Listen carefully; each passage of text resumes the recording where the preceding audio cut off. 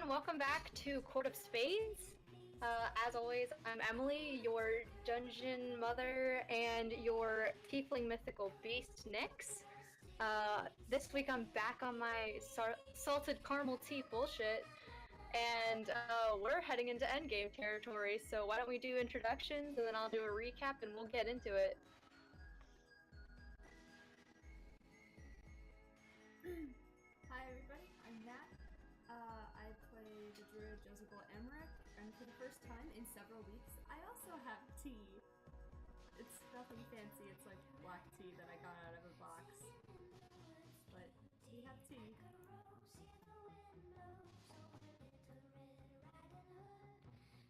Hello, I'm Liz. I play Marin Marlos, the half-elf wizard that's on many more hit points than I thought he was. I'm actually drinking tea too. I'm drinking like a BS green tea latte. And as always, this is your boy Detroit playing Peter Longbottom, the halfling bard, and I'm currently having a nice cup of coffee because I almost fell asleep literally 10 minutes before the session, so. Well, I hope you stay conscious for the whole thing, cause Oh no, I'm good now, once I like shook my bones a bit and took a sip. Okay. So I'm good now, I swear. I was gonna say, I'm no stranger to having players fall asleep on me mid-session, so good thing. I'm also, this week I'm using my, ooh, hold on, there we go. This week I'm using my Goldstone dice for the first time, because it's a special session. So I'm just gonna go in the recap and then we'll get started. Last week, I believe 3 members of the 4 remaining members of the party got absorbed into a mirror dimension. And after that, Jezebel also went into the same room as the mirror that everyone got sucked into. However, Thana prevented them from looking directly into the mirror as everyone else had. The solution was then discovered that if the mirror is broken, it would free everyone who was trapped inside of it, and that's exactly what Jez did, freeing Nyx, Marin, and Peter. After that, they were attacked by the young girl that had previously exited the mirror, in the same manner as the young boy that you've been traveling with originally did. You guys fought a mimic that ran off. It actually ended up injuring the small boy that you had been with because he also ran off at one point, but he has been yeah, your boy, but he has been recovered by Marin and Nyx, which is one of the last things that happened last session. Other than that, I think everyone had a good cry session, and then Nyx came back and pointed to a doorway that had been hidden behind the mimic. And I believe that's where we're picking up. Oh, the last thing that happened was Jez took the necklace off the young girl, and she was knocked unconscious, I think, by a combined effort of Jez and Peter. And so, right now, the party is at, and the boy has rejoined you. So, at level 8, and we're gonna start the session. So, as I ended the last session with, oh, actually, I have to pull up the music. Duh, give me that. Give me 1 second to do that. As I kind of described last time at the end of the session, Nyx and Marin returned to rejoin the rest of the party, and when they did, Nyx had pointed towards a door that had been hidden behind the mimic that attacked you all, and seemingly other than the small room that was hidden behind the mirror that you all investigated, this seems to be the only other door leading out of the room you are currently in. So what would you like to do?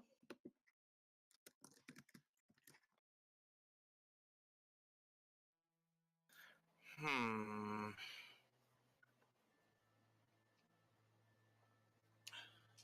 Could you repeat where we were again? I'm sorry. You're still in so after you guys came out of like the children's room basically where that had the mirror that trapped you all, Right. you guys all returned to that, like, it's basically like a hallway that expanded into a large room. It's where you fought the mimic, it's where the young girl is unconscious on the ground. Yeah, yeah. And there is a door, like an actual door made of wood, that is now on the wall. There's no mirror over it anymore. It is in the exact place that the mimic originally was. So, Okay. using like I was gonna say, deduction, you would say the mimic was hiding that entrance / exit. yeah, I was gonna say, could I? Maybe this won't be my expertise, but I was gonna say, could I use an investigation to see if it's trapped or anything particularly peculiar about the door? Sure, go for it. Cool.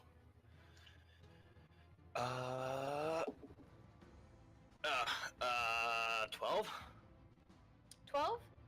As you approach this door, you're not entirely familiar with traps per se. But as you kind of look at it and you like jiggle the doorknob on it, nothing happens when you touch the door, and it seems to just be locked. Like it's not like jammed or anything like that. It's locked by the doorknob. It's locked by the doorknob, I see. Ooh. Great, none of us are rogues. No. None of us are rogues. Does anybody have any thieves' tools or lockpicks? I actually do. I have these tools. Wait, really? Yeah, I do. Holy sh... Them. Marin is multi-talented. Listen, You gotta be. Man, why do you have those? You don't seem the thief type. I'm not.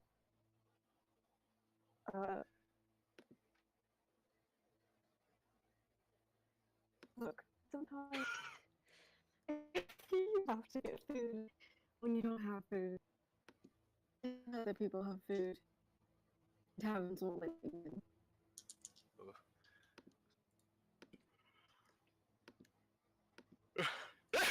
Sorry. I think I'm carrying.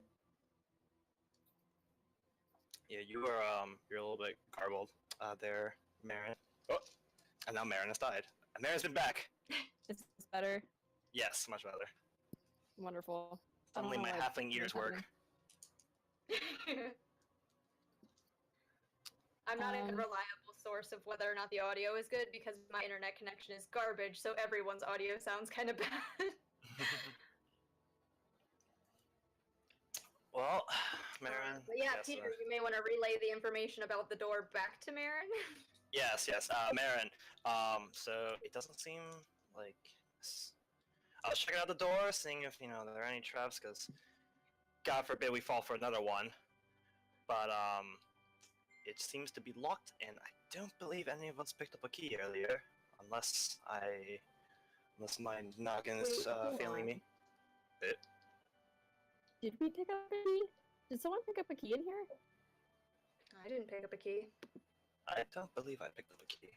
I don't believe, as the DM, I had you pick up a key. Okay. That's more what I was asking. Yeah. Alright. Just bad memory then. No.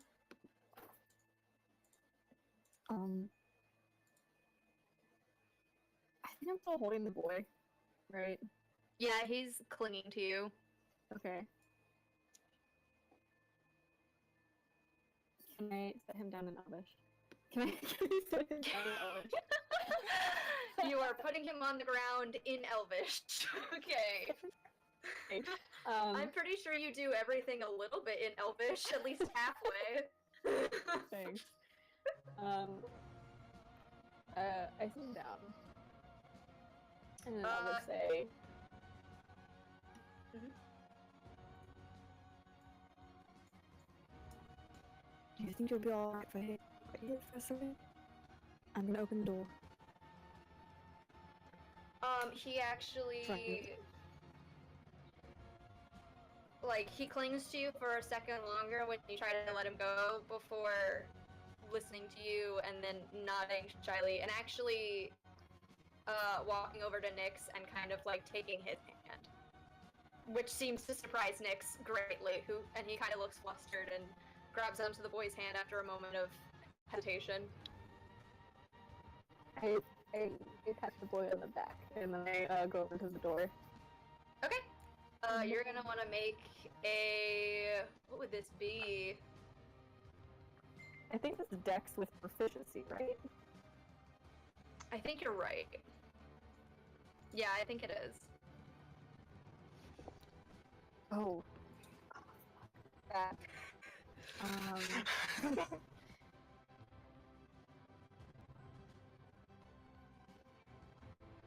11. 11? Yeah. Okay, Marin, you pull out your thieves' tools, and despite the fact that you have definitely like used these once or twice before, it's been a few years since you've had to kind of break into someone's home. Okay. Or taverns. anywhere. Okay, or a I haven't tavern. broken into people's homes. Anywhere that you would previously use these tools, it's been a few years since you've had to, so you're a little rusty and out of practice. So you stick the pick in there for a little bit and try to jimmy it around, but with everything that's happened, you find your hands a little shaky, and you can't quite seem to get the lock picked.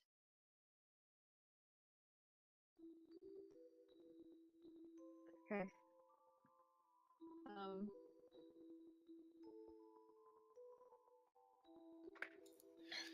No luck there, Marin?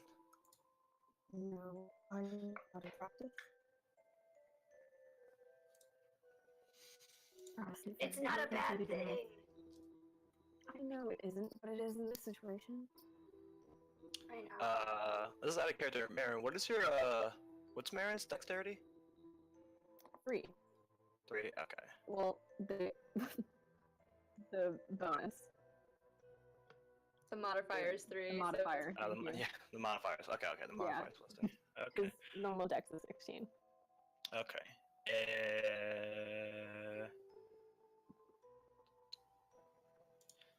Would you like me to give a try? I may have picked a few locks once or twice back in college.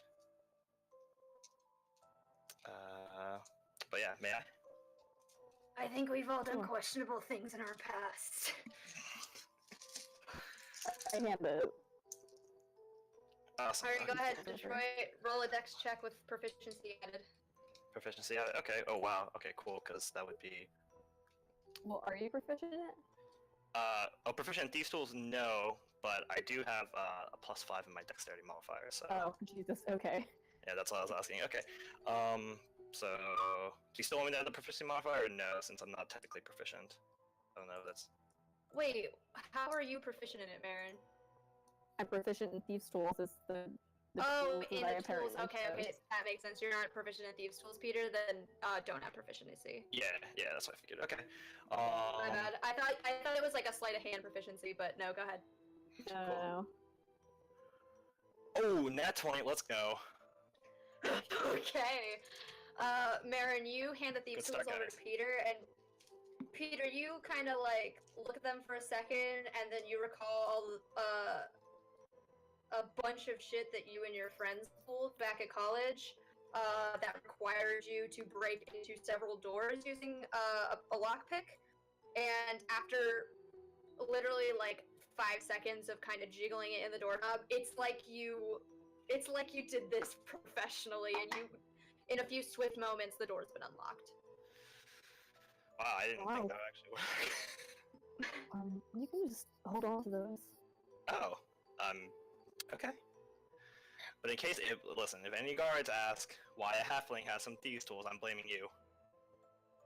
So that's fine. Just trying to keep a light attitude, all things considered so far. Did you guys get it?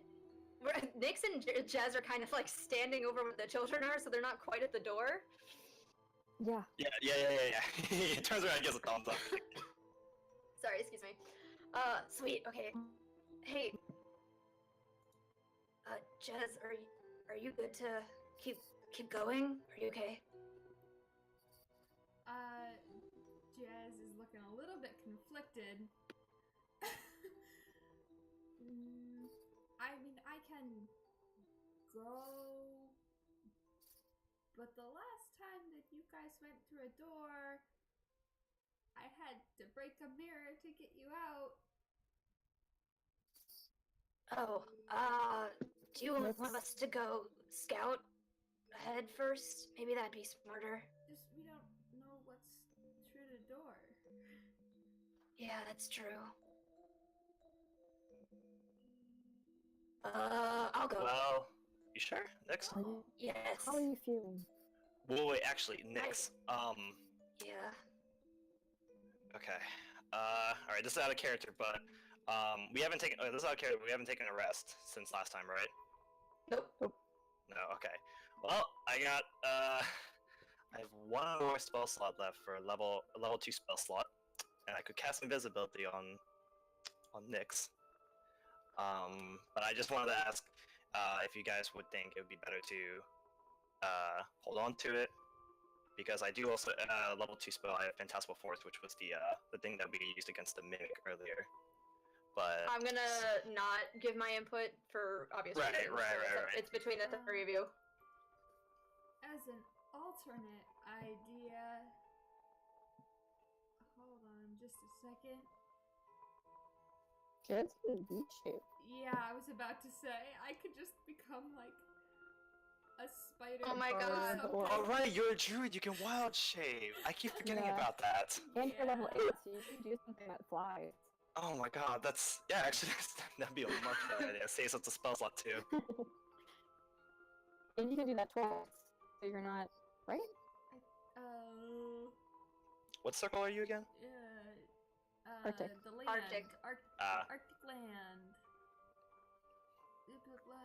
Beast A snow we've seen bee. before. Oh my god. Snow children. bee. Okay. Jez does know what a bee is. Shut and long rest for the number of hours, half your... Okay. Yeah. So long as I don't get hit, we should be good. Hopefully no one wants to swat a bee. Alright, well I guess we've come to our decision then. Yeah. Okay. So let's talk about it in character. Cause Nix is still like, I'll go. It doesn't... I feel great, Marin, actually. Like, I think I'm doing better than all of you. And by great, I don't mean, like, emotionally, but physically, I'm okay. I don't doubt that, but you're big. Yeah, You're not that's as true. Jez grabs Marin. Nope, not Marin. Nix's free hand. I don't know which one the child That's has. his beast hand. Well, fuck, we're doing that. Okay. Oh, what? And Nix once again kind of jumps in surprise because he's not expecting people to touch him. yeah. After getting his attention, it's just Yeah? so Marin says you are big, and that's not wrong, and I can be very small. I'm a druid. I can make myself into like a bug. You can what? What? A bug. Wait, what? Jez, Oh, wait, druids can do that? you could do that this whole time? I knew druids could do that, but I'm just saying you do it. Fuck, if I knew that, I would have gone to druid college. Shit. I don't usually need I to don't think be that's how it someone works, Peter. else.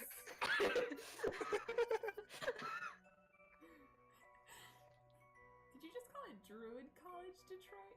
Yeah, he did. Oh wait, that's not in character. Yeah, he did. I'm assuming that's isn't that how you do it? You go to school to learn it? You go to school to bard or even like a wizard? Here, druid This is college. Nyx and Marin simultaneously. no. Well, there's a lot of studying. I'm not allowed to tell you what I did though. Top secret. Druid practices. Jez, Woo. hey, What, do you have to eat the animal in order to shapeshift it? Nyx like puts his hand on your shoulder. He's a little more comfortable touching you with this beast hand because you've made it kind of clear that like you don't mind his hand. Just has no fucks left to give. Yeah, so he puts his hand on your shoulder and he goes, "Hey, Jez, Hmm? you're really fucking cool." It just turns very red, which is Nyx like smiles really big so that you can see like his big fangs. I love one good boy. Okay, then, turn into a bug, I guess. Just be careful, please.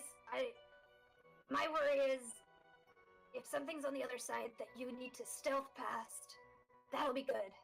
But if there's something on the other side that, like, harms you, I'm worried that, like, as a bug, you'll be even more vulnerable. Be wary of area spells and traps and things like that. It's likely that no one would notice you, but you might Yeah. run into something on accident. Yeah, we've kind of seen these, like, scary old ladies, use some of that, like, blue lightning shit. And I don't want you to be, like, crawling into, like, a giant bug zapper or something like that. okay. This is not making it any better, and just No, you got this, Jez. I have so much confidence in you. Jazz, it'll be fine. It's not like, what, do you gain the intelligence of the animal too? No. Then you'll be fine. Yeah, then you'll be fine. Hey, Jez, here. Marin, I promise I'll get this back from them. And Nyx takes off his ring of protection and hands it to you, Jez. Wow. This friendship is leveling up. He goes, this should help. I'm sorry that I said all that other stuff. This'll... I'm not entirely sure how it works, because magic's not really my thing, but it seems to kind of have something that gives you kind of a natural shield. It'll make you So- hard to hit. Yeah, Okay. just toughen you up a bit, even in your bug form. Okay. Oh my god, does everything else shrink down with you? Do you, like, wear, like, a tiny bug cape? And, like, a belt? I don't believe that's how it works. I've never seen a druid do it, but I've read a lot. Okay, does me giving you this ring help you in any way, or are you gonna, You like... should next. Are all your clothes going to fall off, Jess? That's not how it works.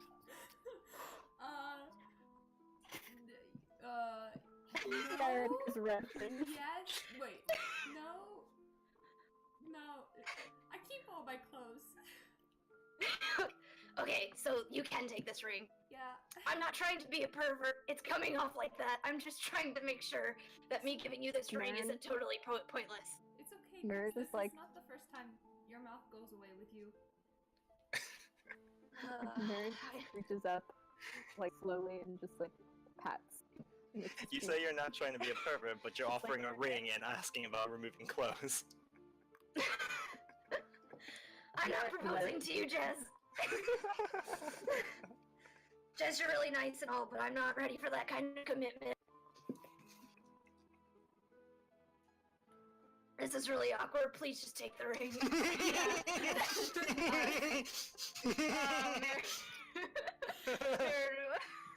when you kind of pat Nyx's cheek, he kind of like pouts a little, like it gets kind of squishy, and it kind of morphs into a pout. And he just like kind of thrusts the ring towards you, Jez, and kind of like averts his eyes. Jez takes this ring, and because they're very small, it probably doesn't fit on any fingers except their thumb. So there we go. I should have written this down next to the ring of protection, but do you remember? Is it +2 to AC, Wiz? Oh god, I have no fucking clue. I gave it to Nyx immediately. Here, I'll just. I think it might be really quick. +1 or +2 to AC. I think it Yeah, might well- be just +1. Okay, let me double check. It wasn't horribly expensive. Yeah, it is a +1. Okay, so you just gain a +1 to your AC, Jez, which means I have to subtract 1 from my AC. And put in my notes, Lynn on loan to Jez. I apologize for my typing noises. There we go. I'm done. Okay. And then Jez. What does that bring Jez's AC to? Jez's AC isn't particularly good to begin with. It brings it to a 14. I didn't think so. Okay, well that's not I bad. mean, like, it's not bad, but it's not great either. It's enough. It's something. Yeah. It's a confidence booster, if anything. One more point than they had before. Anyway. Yeah, Which exactly. means it's gonna be like a B's AC +1. Which I think might total out to like 11. Excellent. Okay. And I'll be Anyway. quite honest, I am frantically searching for the, there it is, stuff about The bee. wild shaping and, yeah, specifically a bee. I didn't realize you could get to something that small. But I guess if Kiki can do a goldfish, that makes sense. Yeah. I could just You be a very, can. very large He bug. was too. like a bee and shit too. Mm. More of a thing of the challenge rating and if Okay. you fly and swim or whatnot. You have to be a certain level. I think but it's also since like, max 8, it's not a worry. yeah, I think it's also like the size, but obviously a bee is small, so that's not gonna be an issue either. Yeah. Yeah, go ahead. Also, while this is happening, Marin, since you kind of returned to the party, the child is now, like, reaching for urine. It's kind of, since you raised your hand up to Nyx, it just kind of, like, latches onto a piece of, clothing. I almost said remaining clothing, but then I remembered that you changed into, like, common clothes. I'm So- explaining the big shirt and Yeah, so he just, he takes hold of the edge of your shirt, and, as Nick kind of averts his eyes away from you, Jess, he catches a glimpse of a figure in the corner, and he kind of goes, "Oh, guys, what are we gonna do about her?" And he points to, like, the girl who is still lying in a heap unconscious on the ground. Ah. and you pick her up. Yeah, I can do that. You can't just leave her there. Obviously not. I crouch down and like kind of ask him if he wants to get my back again. He nods and lets go of Nyx's hand. You see Nyx kind of like, for a moment look like surprised, but then realizes that you're speaking to the boy and nods and then walks over to where the girl is and just easily lifts her off the ground and kind of holds her, just kind of like, so her back is, her chest is against his chest. And he holds her like that, wrapping her arms around his neck as best he can. Okay. I hope that didn't. Am I breaking up? No, you're good. I am truffle with her in the Heck, am I breaking up? No, you're good. You're good.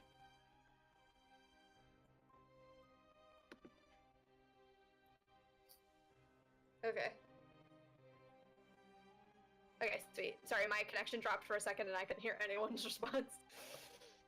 Oh, it's okay. All I said was, Marin rolls his hair and then lets him climb on and then sits back up again. Okay. Are you like piggybacking him? Yeah. Okay, so he wraps his hands around your shoulders/neck and wraps his legs around your waist and seems to kind of assume the position.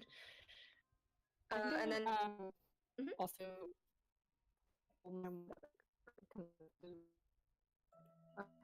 belt and like hold that in my hand as I'm like holding his legs Okay, too, just in case.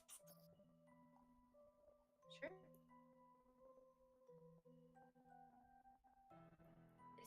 Is Detroit saying something? No, I'm not. So I don't know. Yeah, my Discord is weird, where it'll still light up despite the fact I'm not saying anything. I apologize. Okay, that's what I was like, is his audio just dropping? Okay, just No, making no, no. sure. Nyx rejoins with the girl draped over him and then kind of looks at you, Jez, and is like, you ready, I guess? Careful. Yeah, I guess. Let's do this. Okay, so I'll be quite honest, the closest I can find... Ooh, wait, did I just find it? The closest I can find is wasps. So, I guess we're gonna go with that, actually. Instead of it being One wasp. one. A singular wasp. Not the wasp. Doesn't have the same ring to it. Look, we can all be great. The singular. Fuck off.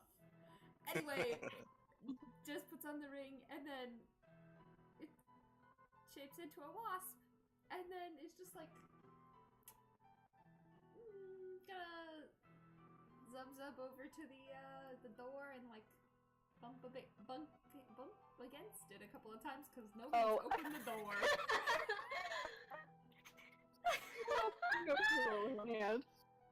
Everyone sees like Jez like morph into this wasp, and it's like it's quite the spectacle, honestly. Like it's almost like a kind of shroud appears around them, and suddenly in their place is a small wasp, and everyone watches in awe as Jez makes a, excuse the pun, beeline for the door, only to hear a soft thud as their head bunks directly into the wood.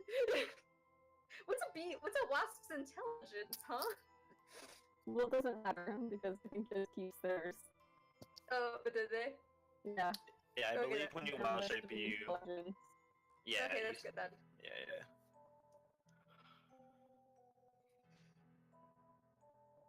Okay. What's Oh, Jez's yeah. intelligence?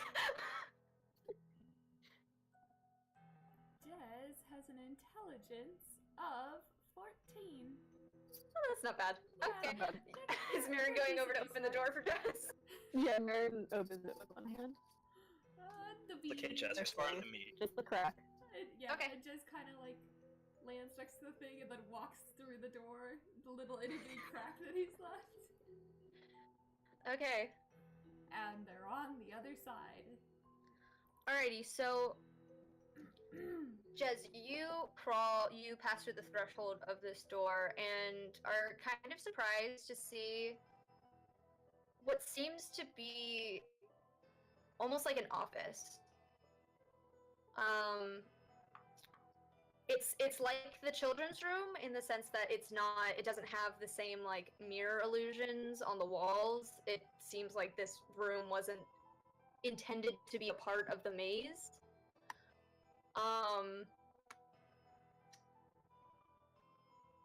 There is one large desk in the back of it. This is a bit larger than the children's room, actually. I'd say about 2 times the size. The children's room was very compact. As I said, it only had one bed in it. It had the mirror, and then it had like a toy box, and that's about all it contained. But this room's about two times the size of that. It has a bunch of kind of old circus type equipment in it. In the corner, there are some spotlights that don't have light bulbs in them anymore. Some of the glass seems to be cracked on them. In the corner, there's a chest that seems to be overflowing with what appears to be costumes. And then in the back, you can see 3 desks, one of which seems to be larger than the other 2, but not by much. It just seems that this desk is used for primary business as it has the most mess kind of piled on top of it, while the other 2 kind of seem to have, interestingly enough, there seems to be, instead of like paperwork and stuff like that, it seems to have bottles and there's ink and quill. There is some scraps of paper, but it doesn't seem to be part of like books, which is what the middle desk seems to have piled up on top of it. And in the corner, you see a podium with a large book on it, and then make a perception check to see if you see anything besides those things that are kind of obvious. Okay. Don't fail me now.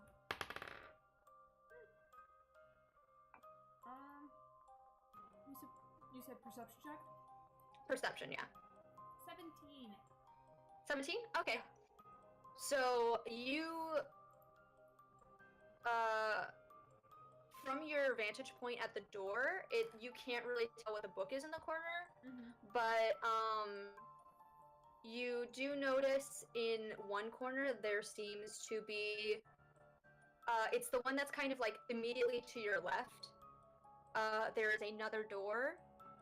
However, you can't recall seeing a door from the children's room, even though that is logically the only place that door could lead to, as it is adjacent to where the children's room was. And there is a door in the back. And then in the corner immediately to your left, against the same wall that the door you're currently perched at, there is a large pile of wood shavings, and some cans of paint, as well as scraps of fabric. There are several almost blueprint-looking like papers pinned to the wall there, and they seem to be drawings of a large figure, although you can't quite make out what they are from your vantage point. Again, likewise, it's hard to read what's on the bottles from where you are at the door, because they are in the back of the room, the opposite side from you. Other than that, there is a bookshelf to your right, though it's fairly sparse. It doesn't look like whoever owns this office or inhabits this office really uses the bookshelf that often. It seems to have about 7 or 8 books on it, and that's collectively on 2 shelves. The shelves, in fact, seem to be filled up more with jars of what looks like, you're not too familiar with it, but you think you've seen them in magic shops that you've been to, and you think Marin may have had some of these with him. But it seems to be components for something, perhaps spells, perhaps some other kind of magical conjuration, but it's definitely not like cooking ingredients or anything like that. Well, that's too bad. Okay, there's nobody in the room though, it's just... There is nobody in the room though. Okay. That's all you can tell from just where you sit at the door. Nothing affects you when you when you pass through the threshold. It doesn't seem as if anything is affecting you. Well, that's comforting at least.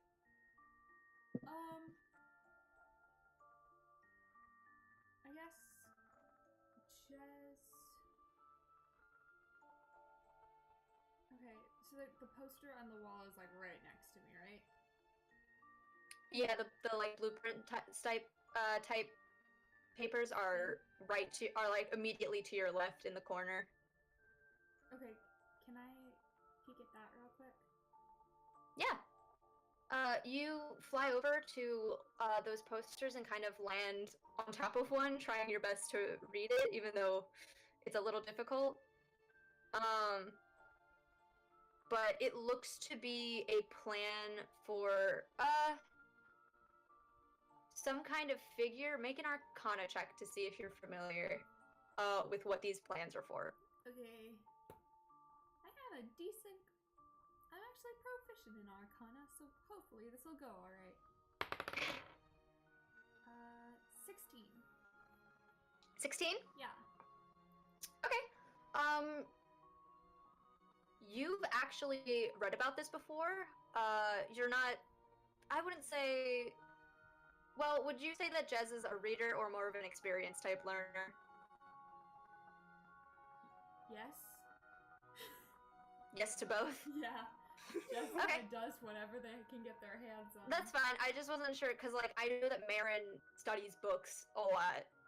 I wasn't sure if Jez was also that kind, or if they preferred to like learn about things by like talking to people and like basically like learning from the people around them. But it can be both. That's totally fine. I was just making sure what I'm about to say makes sense. So Jez, you've actually seen something almost exactly like this in a book that you read before. You can't quite remember where you read it, but you do recognize this as plans for a magical construct. And from what you can tell, it looks to be a kind of golem. But that's about all you can tell from it. You've never quite seen it designed like this. Usually a golem is designed to be like almost like an intimidating soldier type entity. At least that's the kind that you've read about, but this one seems to be almost designed to look human. That's concerning. Alright.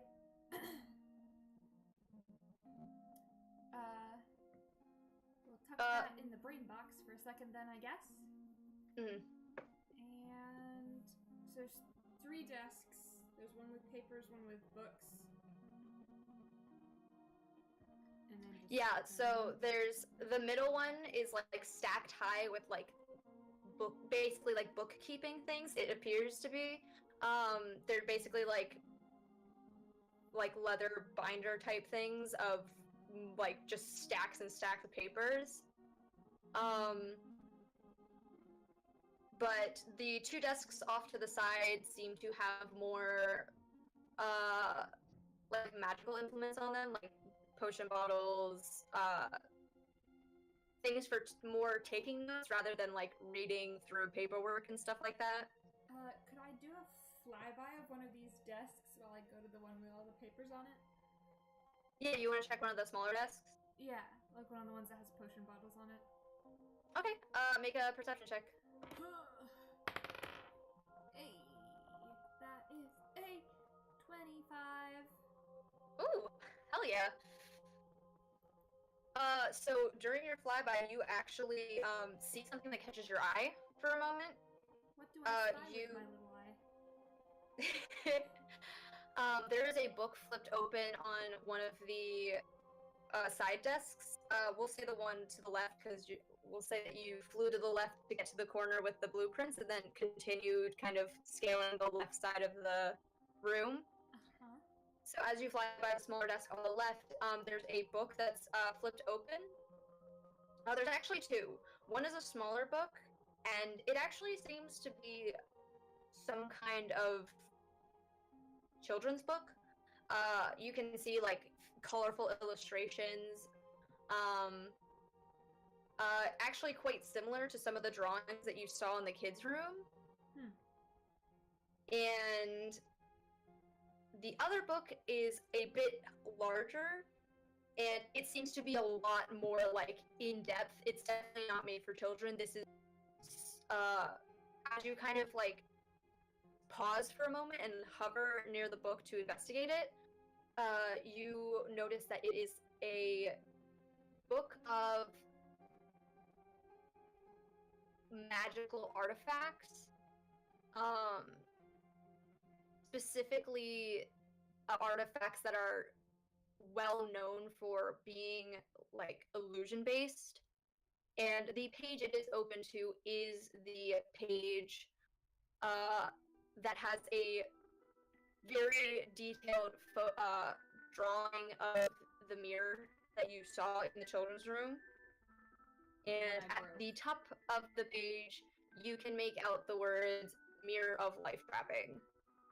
Well, we dealt with that already, I guess. Okay.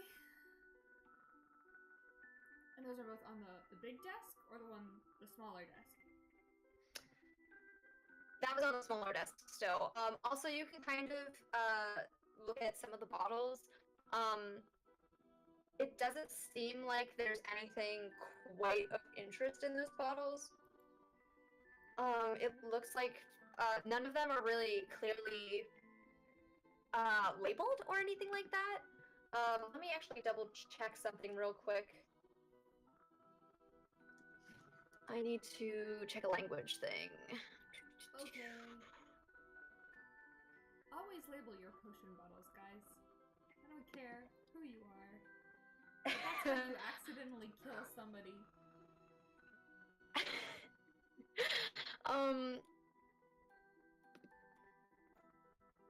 Jez doesn't speak giant, right?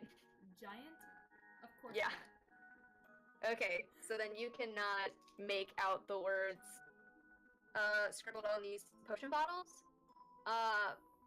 But most of them seem to be either entirely empty or like nearly empty. So it doesn't seem as if they've been used anytime recently for anything in particular. Huh, okay. And we mosey on, I guess, then. What about the big Okay. desk? The big desk. Yeah. Okay. So, I'm actually gonna make you do an investigation check on this one. Okay.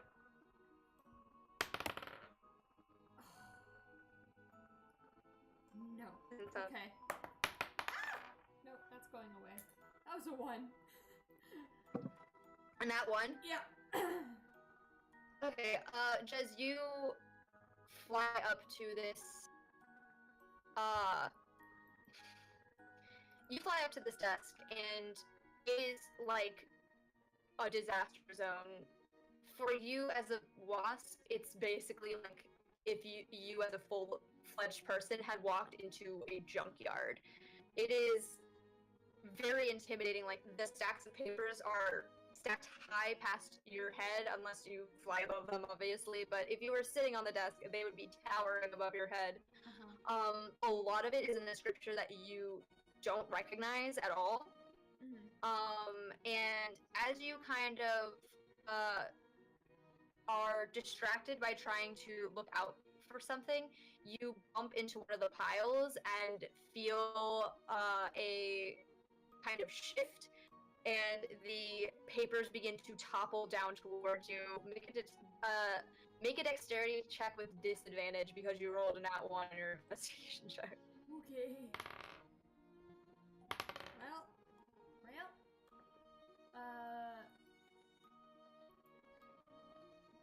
Dex. Just Dex? Dex. Yeah, just a dex. Cool. That's a 10. A 10? Yeah. You feel these papers begin to shift and kind of look up with a small, like, buzz of surprise as one of the larger stacks comes toppling down and actually pins you underneath a slightly heavy stack of papers, and you are pinned underneath these papers. Oh dear God. They're not doing, like, harm to you or anything, but you're trapped underneath them as of right now. Cue angry buzzing for the next however long. Angry buzzing noise? Yeah. Everyone who is not Jez, make a perception check. Oh, sweet. You guys hear something? Awesome. You guys hear something? Ooh. Oh, Okay. 15? 24. Oh. Okay. Nick's got a 13, which isn't bad. So, Peter, you actually, like, say, like, do you guys hear something? And then, Marin, you kind of perk up your ears a little bit, and there is definitely some kind of, like, it's hard to really pinpoint exactly what the sound is, but it almost sounds like there's like a faint vibration sound or some kind of hum coming from the room that Jez went into.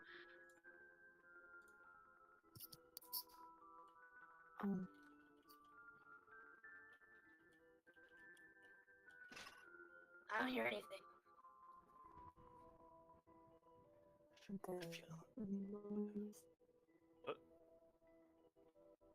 What? What kind of noise? Vibrating? I'm not sure. Can I try to message Jez? Yeah, I think this should actually still work in the V shape, right? Oh, yeah, I think yeah. it's just Yeah. normal. yeah. Oh yeah, good message. Jez, is everything alright? Jez, you hear Baron's voice come in to your mind, asking if you're alright. Help me, I'm stuck. I'm on the big table.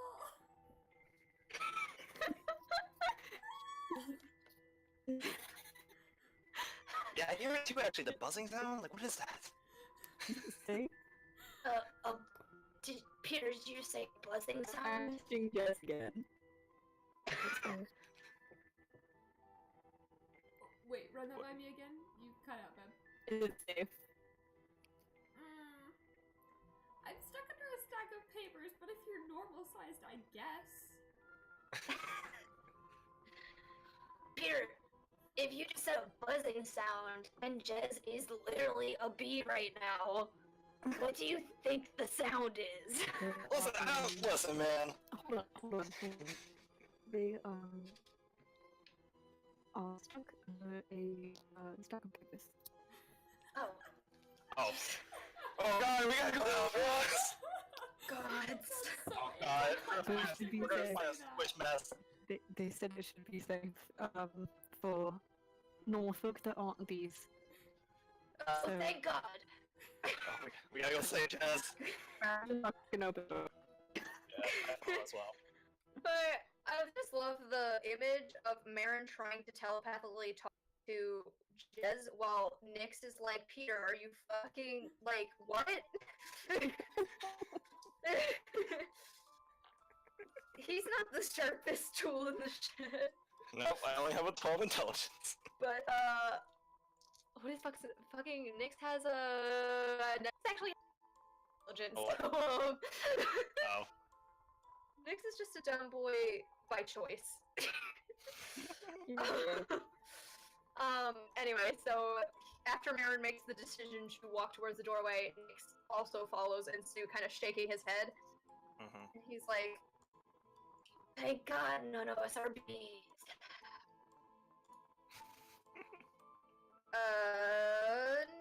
Marin, do you enter?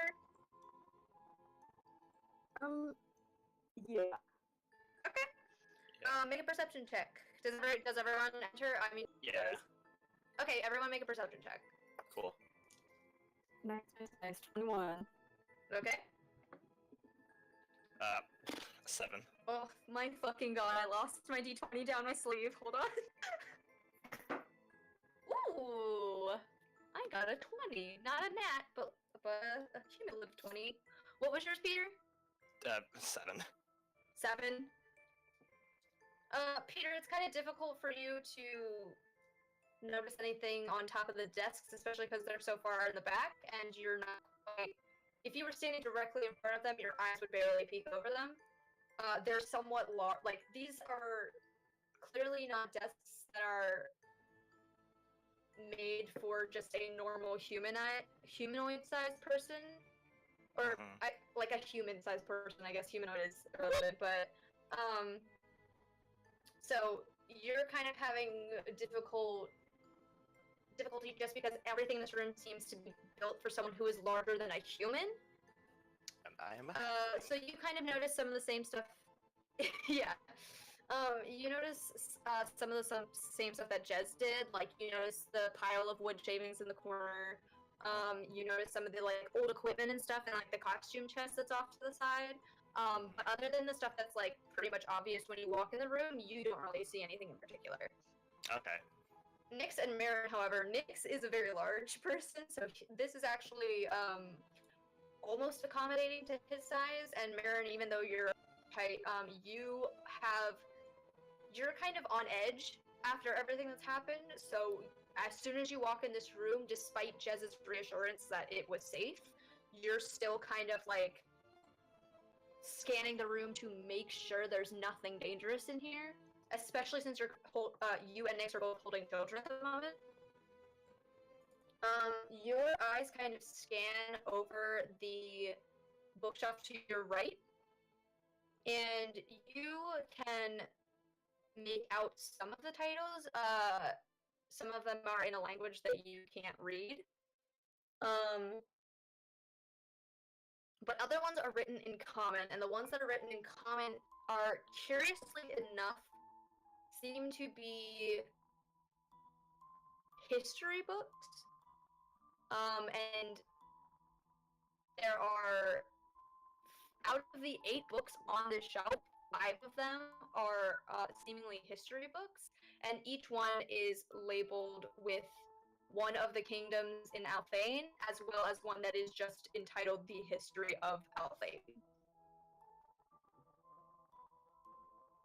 The other 3 books, or 3 or 4 books, you can't really make out what the titles are. They're not in a language that you can understand. But you definitely recognize that the potion bottles and others, various containers littering most of these shelves are most definitely spell components, and though you yourself have never really partaken in it, you can recognize from your years of arcane study that these components worryingly seem like the kind of components that those who dabble in necromancy tend to use. Okay, yeah. I mean, I think one necromancy spell, so it makes sense. Yeah, as I said, yeah, it wasn't.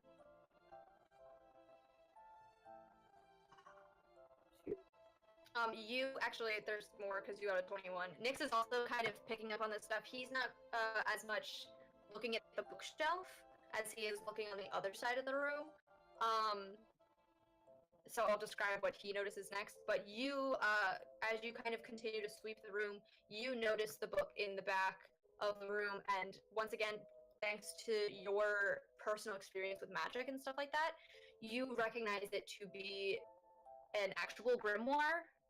Obviously not the city or anything to do with the city. The way it's constructed and like the markings on the title, you recognize to be a witch's style grimoire, seemingly containing whatever kind of spells that the owner has documented on the inside, as well as any other magics that they have been studying.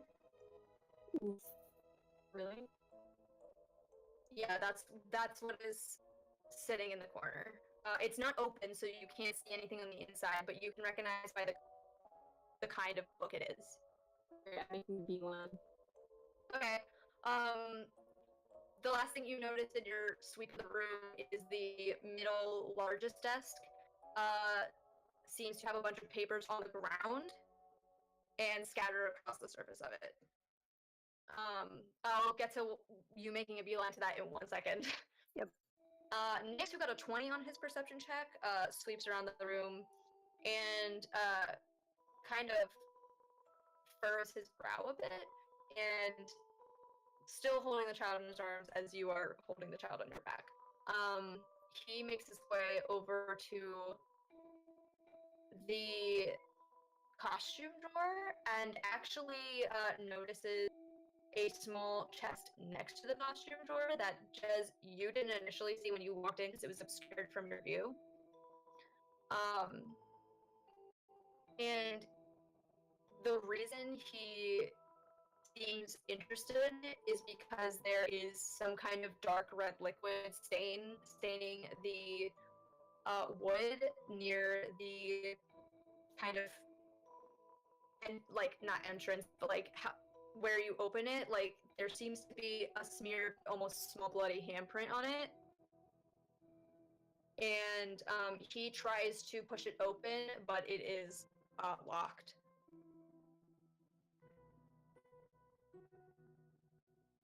He also notices, after he takes the moment to try and open that chest, he looks back at the chest of costumes and shifts the girl around in his arms so that he can have, he kind of cradles her in his beast arm because that is the stronger of his two arms, and opens the costume chest using the other one and kind of like widens his eyes and gasps a little as the inside of the costume chest, as opposed to being filled with costumes, seems to have been flattened almost into a makeshift bed.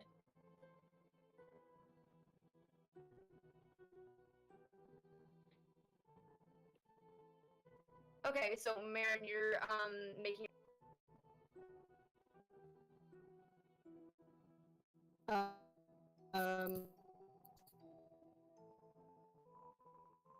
Did you say yes? It kind of cut up.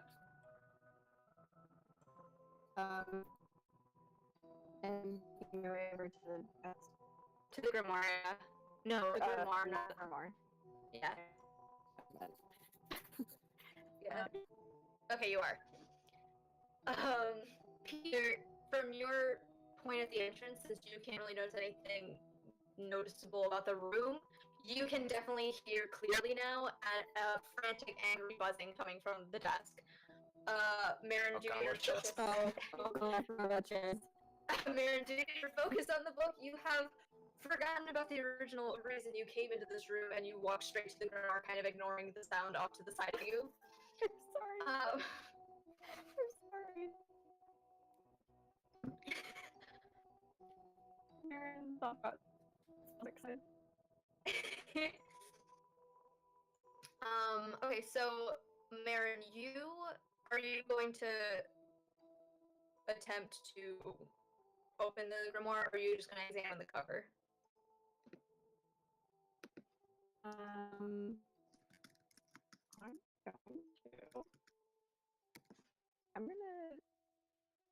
gonna check it out first. Just gonna look at it. Okay. Pick it up and look at it. Pick it up and look at it? Okay. Yeah.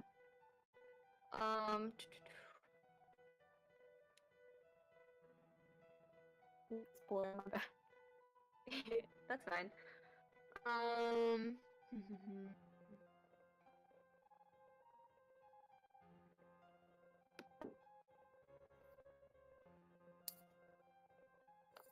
Okay. So you pick up the book and kind of turn it over in your hands. It is made of an interesting type material. It's not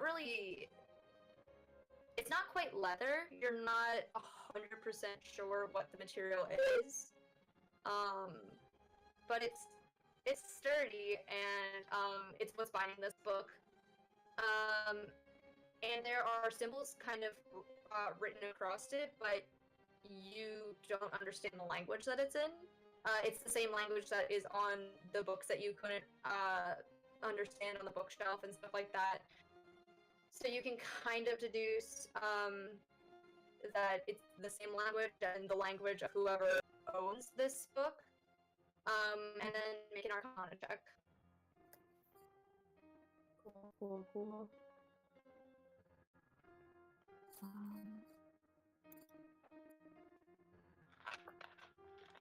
18.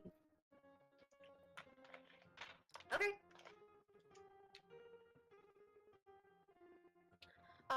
You just from kind of examining the front cover, despite the fact that you can't read the language that's in, you definitely can tell by the images symbols on the book that this is definitely a grimoire of necromancy.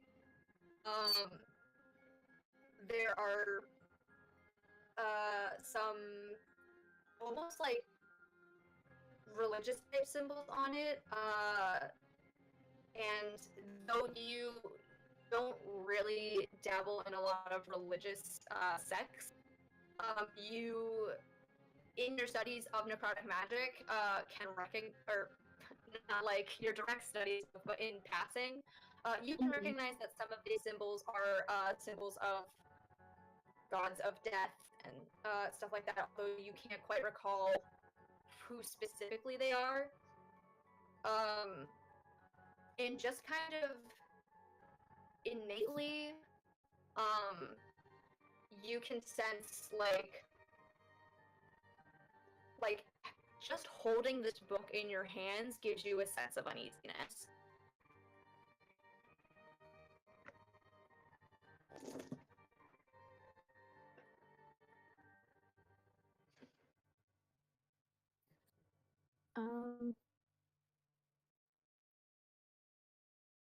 Hmm.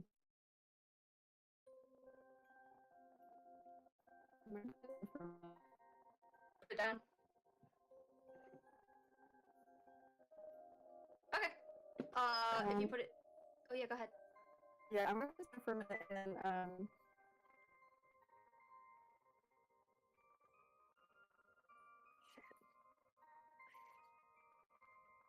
I'm gonna put the boy down.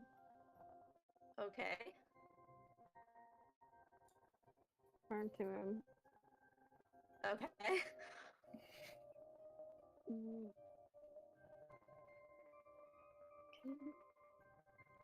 Well, next for a second. The key thing.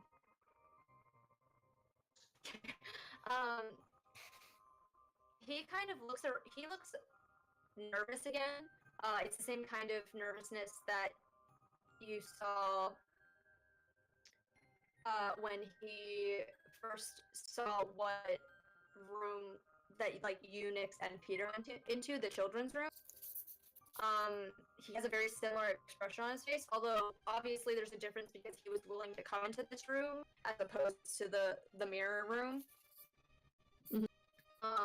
But he does look very on edge, but as you ask him to kind of go over to Nyx, who is currently examining a blood-stained chest. Oh my god.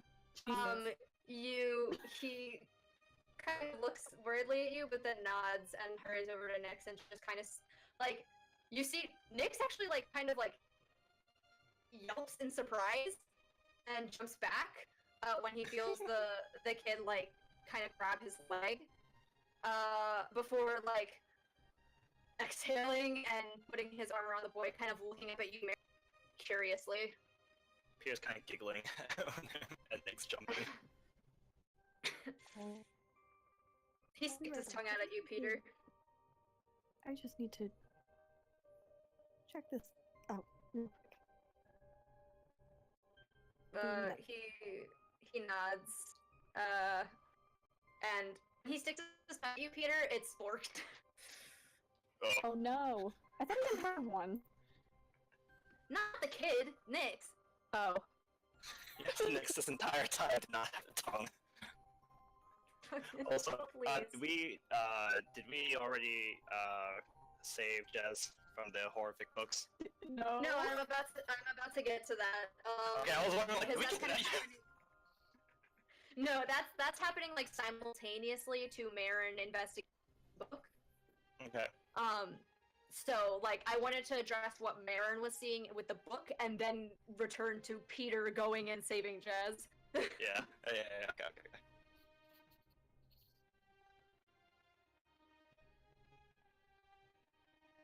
Marin, what are you? Oh, I'm gonna pick up the book and open it. Okay. As you open up this book,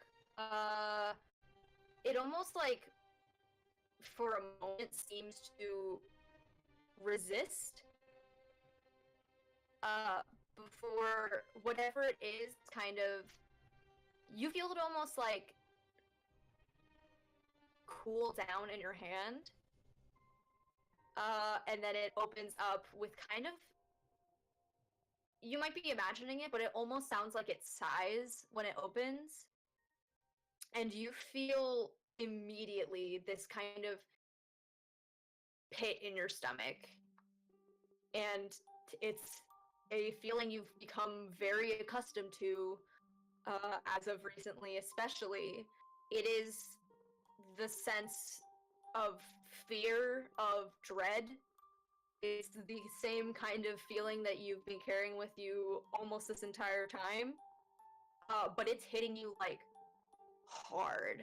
And I actually need you to make a Constitution check or save. Ooh. Big money.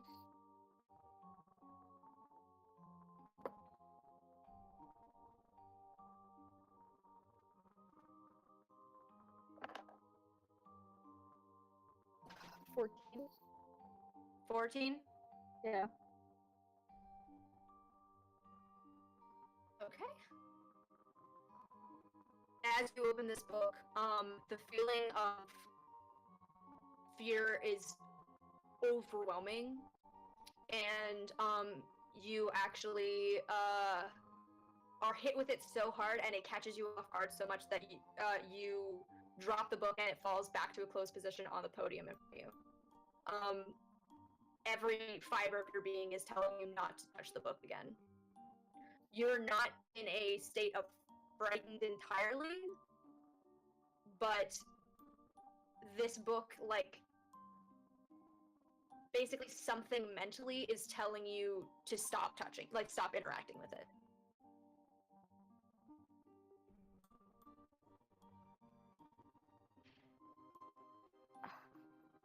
Okay.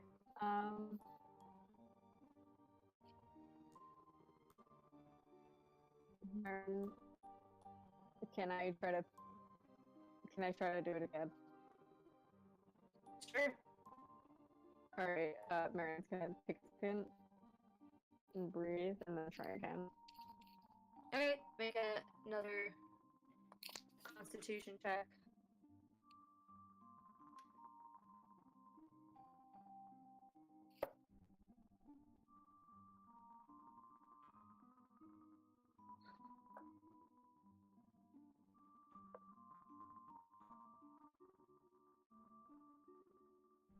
It's 16.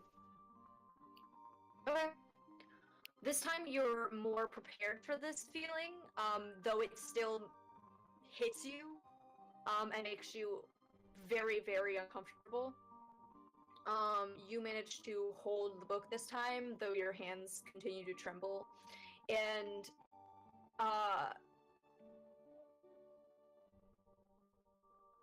unfortunately, as you kind of start to look over the pages, it is almost entirely written in the same scripture that you can't read. There are a few drawings, but they're very crude, done by the author of the book. You can kind of make an investigation check. Okay. That I can do. I think I'm proficient. 19 total. 19? Mm-hmm. Okay, you kind of, like, really scrutinize some of these drawings. Some of them seems to be what looks to be like a forest, almost, like a very crudely drawn forest. Another one appears to be a poorly drawn map. Though you can't exactly discern what it is a map of.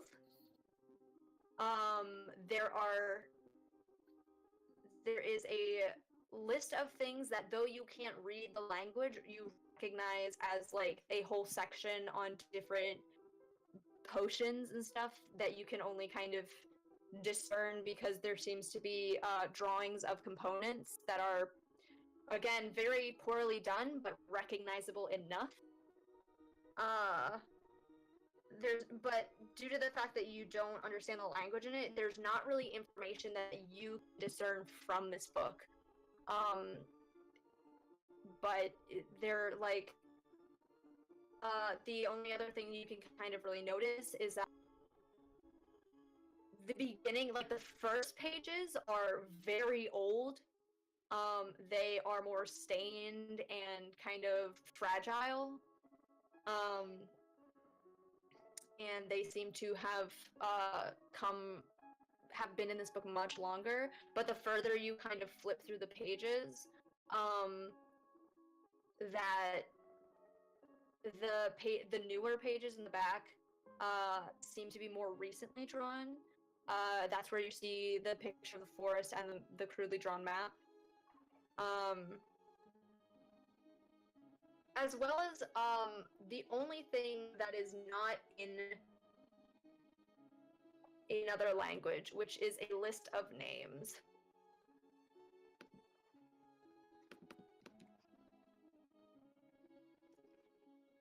Okay. And we'll come back to you in a second. Peter. Yes. Make a perception check as you approach this desk to try and save your friend. Let's see here. Oh, awesome. Okay. You said perception, right? Yep. 16? 16? Yes, please. Okay. You walk up to this desk, and luckily, there's a large, though kind of decrepit and falling apart chair behind it. It is accessible enough that you can scramble on top of it and really actually get a clear view of the top of this desk. And you can hear the buzzing coming from the top of this desk. And as you kind of fix your perspective on it, you see a small stack of papers in the center of the desk just like vibrating like continuously. Peter quickly pulls up the book and checks underneath it, assuming I see Jezebel like a little squished against the book. Yeah, this isn't necessarily squished, but as soon as you lift the paper, Jez comes like flying out from underneath the papers. Zoom! Awesome. Geez, as she flies off, Peter kind of just says, geez, Jez, that looks like it really stung. I'm sorry. I hate this party. Jez, your response? Nat, you're muted? Oh! I don't know if Nat's there. I muted Oh, there they are, myself okay. on one thing and not the other, so it's fine. I'd like to reiterate that I hate this party. 2 of you forgot I existed. 1 of you had to rub it in my face. It's fine. Oh, don't be such a buzzkill.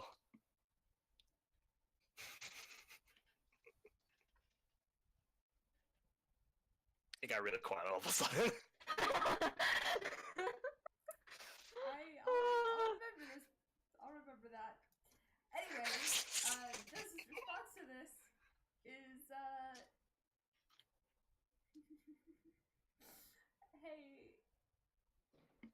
hey Peter. Mm-hmm. You now have a wasp on your face. How does that make you feel? It's kind of like doing the little tip tap around. Peter is just like saying, like, listen, I'm sorry, I didn't mean it. Oh, okay. They go. Okay. Peter, get this sauce. Alright, well. Alright. Yeah. Jez, are you remaining in beast shape?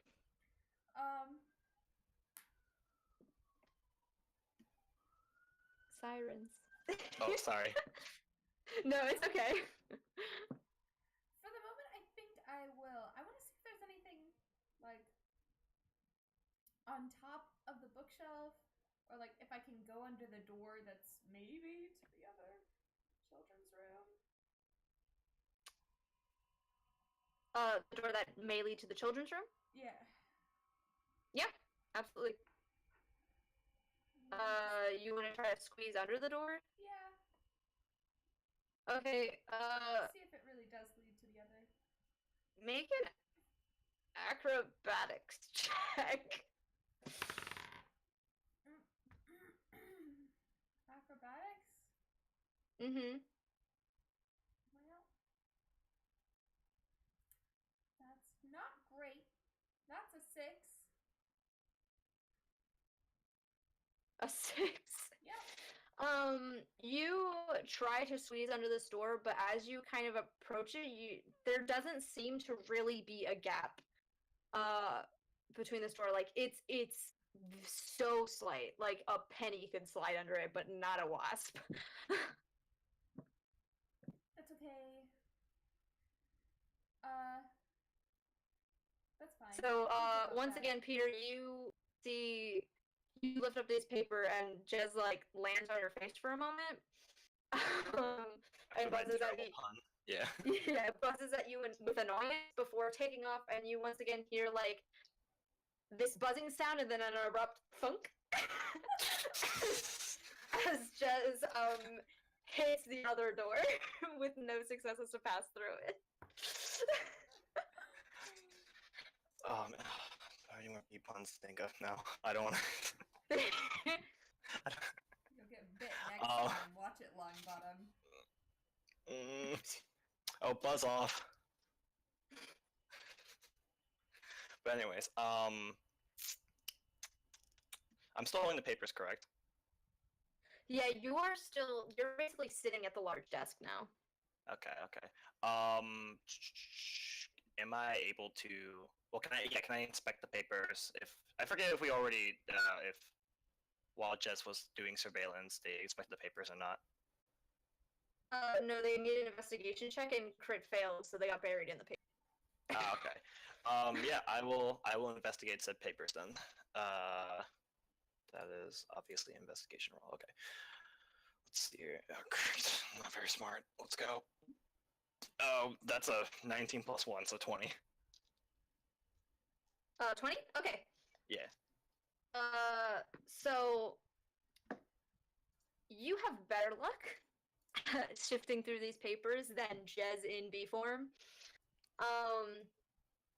You kind of take a seat and pull yourself closer and start sifting through some of the papers. Some of them are written in that same language that a lot of your party members are struggling with. But there are others that seem to be papers that have been issued as opposed to papers that belong to whoever owns this desk. Right. So those ones are easy to read. Actually, a few of them are marked with the symbol of Grimoire's, like, queen, basically the nobility there. And they are basically letters requesting kind of like a correspondence almost. Like, they're basically saying, like, why are you here? Like, what is your business in Althane? There's actually a couple letters that you recognize the symbol of Haven, of Haven's noble family. They also sent one, and it seems as if the circus received at least one letter from every kingdom in Althane. What was the name of the kingdom that we were passed by? That you, like, live in usually? No, well, I remember Ace told us that we were given permission by the queen, and like given like documentation and everything to do any means necessary to end this operation. What was the queen's name again? What kingdom was it again? Well, you guys are actually from a kingdom called Grimoire. Oh, okay. Yeah, and the queen's name is, hold on, I have it. Just give me a second, I have to scroll back at my document. Yeah, no worries. Yeah, I just wanted to reconfirm that I forgot for a moment which. Yeah, you like definitely you recognize that one of them is from your kingdom. Yeah. Yeah. So it is definitely like from her, and from that court. Um, yeah. So essentially, every kingdom sent one, except curiously enough, Elder's Bane. Elder's Bane, because you are like from Althane, you know that Elder's Bane is basically the like almost like magic capital of Althane. Um, it's where you went to Bard College. It's where wizards go to study to become wizards. It's where a lot of sorcerers tend to live because it is the best kind of place to access like magical goods at. So basically, like anyone who is experienced in the field of magic slash training in the field of magic tends to live in Elder's Bane. But it's not completely unreasonable that they didn't send a letter because the Evermore is located basically in between the entire like continent of Althane and the border that leads to the mainland. So you have to go around the Evermore to get to the actual populated places of Althane. And Elder's Bane is all the way on the other side of Althane. Like, it is as far away from the mainland as it can be. So, out of all 4 kingdoms, it is the farthest away from the Evermore. So, logically, other than what they would have learned from its, like, neighborhood kingdoms, there's a chance that maybe Elder's Bane doesn't even know that the circus is in the Evermore. Right. That makes sense. Okay. So... Yeah, but you definitely recognize the symbol, the seal of the noble family of Haven. You recognize the seal of the noble family of Burmore, and just kind of based on signature and stuff like that, since it is written in common, you also recognize. Oh, it was rhythm. Okay, I didn't realize the music stopped playing. My bad. You also recognize that the Kingdom of Oromir has also sent a letter that was kind of inquiring as to why the circus is there. Oromir? Yeah, Oromir is the basically like again, as you would know, from the fact that you are a resident of Althane, Oromir is basically like the farmland. It's where farmers go to like grow massive fields of crops and stuff like that. So it's basically like the kingdom that like exports most of the fresh produce and stuff like that to all the other kingdoms. Okay. They are kind of the least political of all 4 kingdoms. Mostly neutral, got it. Yeah, so there's neutral, there's only one letter from Oromir, and it is like just an inquiry letter. The one that it has the most from is Grimoire. And it escalates from just an inquiry letter to kind of a notice of like violation of the law almost. Right. It almost like tiptoes around it a little bit as you read the letter. And it's because they can't explicitly say you're breaking the law because technicalities, but it is basically a warning letter that says like you are not permitted to be here. Okay. So please, Grimoire like, is yeah. So Grimoire is the most. Sorry, go on. yeah. No, sorry. We're about to say the same thing, basically. Okay, so Insistent. Yeah, insistent about it, and that's why basically we, as the Court of Spades, were tasked.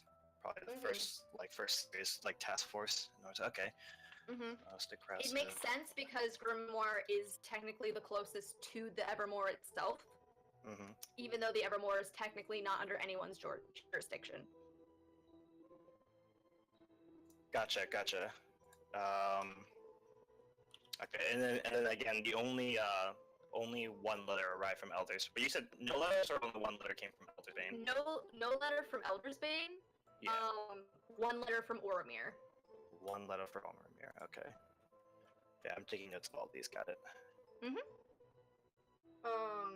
And again, that was just like a letter of inquiry. It really wasn't like it wasn't like hostile in any way. Whereas Grimoire's letters seemed to get more defensive as they were sent. and it was more of a like, please leave immediately like type letter by the end of it.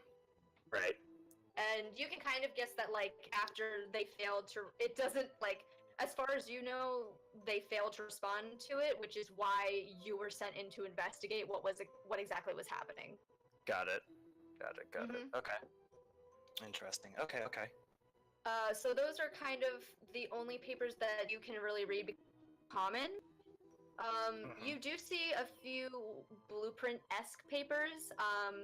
Mostly the one that catches your eye the most is kind of the one that's like underneath everything else, and it is the blueprint for both the Grand Arena tent, aka the one that you were supposedly under, as well as the plans for the large dungeon that you have just navigated. What did you roll with in investigation or whatever I asked you to check with? Yeah, it was an unnatural 20. Okay, that's what I thought. So like, the last bit of information that you can kind of get from these papers on the desk is that you can see on the map of the dungeon, it is very clearly like the maze that you were just navigating, because it is the only like feasible maze in this entire area. Right. And there, other than the marked location on it, aka it seems like the dead center of it, there is no other seeming like way out of it. It seems like one complete circle on the outside with no like exits. I see. There is a like center point marked on the map, but as I said, as you look around it, there are clear exits from the maze. Clear center marked, but no exits to the maze. Okay.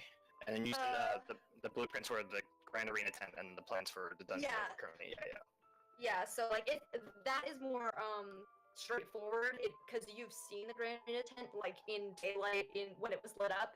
It is like a fairly simple like actual construction blueprint. The only like kind of curious thing is there's some kind of note made in the center of it, and there's a note made kind of about the like top part of the tent, kind of indicating how there's an opening at the top part, as opposed to like normally a tent has like a peak. Whereas this tent, as you observed the last time that you were on the surface level, there was a hole in the top of the tent that they were channeling something through. So you can notice that there have been notes made about this on the blueprint that seem like they're written in like a red ink essentially, that's like explicitly like make sure this is a part of this. But it's not like most of the blueprints are in a language like you can't understand. You can't even really read that, but you can kind of guess that based on what it's pointing at. Right. Okay. But that's about all you can gain from your inspection of this table. Okay, and I just want to double check real quick. There are 4 kingdoms: Elder's Bane, Haven, Grimoire, and Oromir? Yep, those are the 4 kingdoms. Okay. They've definitely caught the attention of many authority figures around here. Okay. He kind of looks back at the others and just like informs them. It looks like I'm sorry, what did you say the Queen of Grimoire was again? Her name? Yeah, I forgot if you told me that or not, or if you're still looking for that. I didn't, but give me 1 second and I will pull it up. I'm sorry. No, you were A-okay. I gave up on it because I thought it wasn't relevant. But I will literally pull it up. Just give me 2 seconds. I have to open my original Court of Spades document, which is something I haven't looked up in a while. Yeah, no worries. Did you say what was like what did you say again was Haven's attitude again? Like I know you said Elder's Bane didn't send a letter, Oromir only sent once, and Grimoire was the most aggressive in terms of their Yeah, Haven essentially they sent like a couple, like again, they also weren't like too invested in the presence of the circus, but in addition to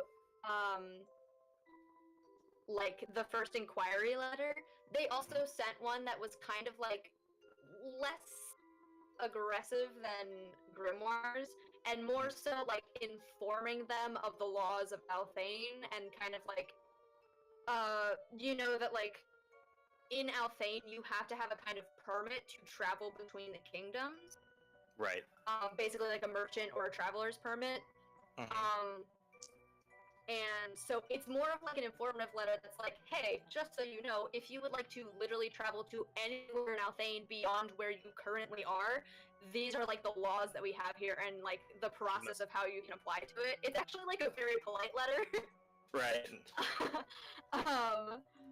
But that's kind of all that Haven really sent, because it was more so a polite approach to it and less of a, like, what you can gauge from this is that Haven wasn't really worried about the presence of this circus, but was more, It was kind of procedural. Yeah, exactly. It was more so like, hey, just so you know, this is kind of how it works here, if you're new in town. Right. Yeah, so... Oh, my goodness, where is my original Court of Spades? There it is! Nice. For some reason, I called them D&D campaign notes as if I don't have, like, 50 D&D campaigns that I have notes for. Yeah, right. Okay, so... the queen's real name is Queen Pallas. It is spelled Pallas. Queen Pallas. Okay. Yeah, Pallas. Alright, Peter kind of like looks back and just like holding up some of the letters, and it looks like Queen Pallas wasn't the first one, or wasn't the only one concerned. Nyx kind of looks up at you and is like, did you find something interesting? 'Cause I certainly did. Oh, well, there doesn't... man, I believe I found what I believe to be the map of this wild-ass mirror maze I'm going through, and it does not look like there is a direct exit out, and the only marked location is the center room, which we've all been through. Great. That's great news. Yeah. But on the bright side, if we get out of this alive, well, we might be quite popular amongst the other kingdoms, so... That's good. I didn't really like how you started that sentence at this point in the game, but you know, at least we have something to look forward to, I guess. Yeah, we just gotta think about the future, guys. Like, this could really kick off our career. Peter, I mean this genuinely. I appreciate your optimism in this moment. Thank you. Now, I don't mean to be off-putting to what you just said, but there is a chest over here. I can't get it open, but there seems... What I'm going to deduce is a bloody handprint. Oh. I think I've seen enough blood at this point to deduce that that is indeed what it is. It's small, like a child, and there is... yeah, let me finish, because that's not everything. There's a, like, bed in here? Very makeshift, but it does seem used as if something was sleeping in this chest of costumes. There was a makeshift bed inside the chest? So there are two chests. There's a small chest next to this like large costume chest. Right. So the bloody handprint is on a smaller chest next to it that was originally obscured from Jez's view. The large chest opens easily because it was kind of overflowing with costumes. But when Nyx opened it, there was like a divot made in the middle of it, as if something had been like sleeping in it. Oh, wait. Then, but they're not... Oh. Maybe we shouldn't...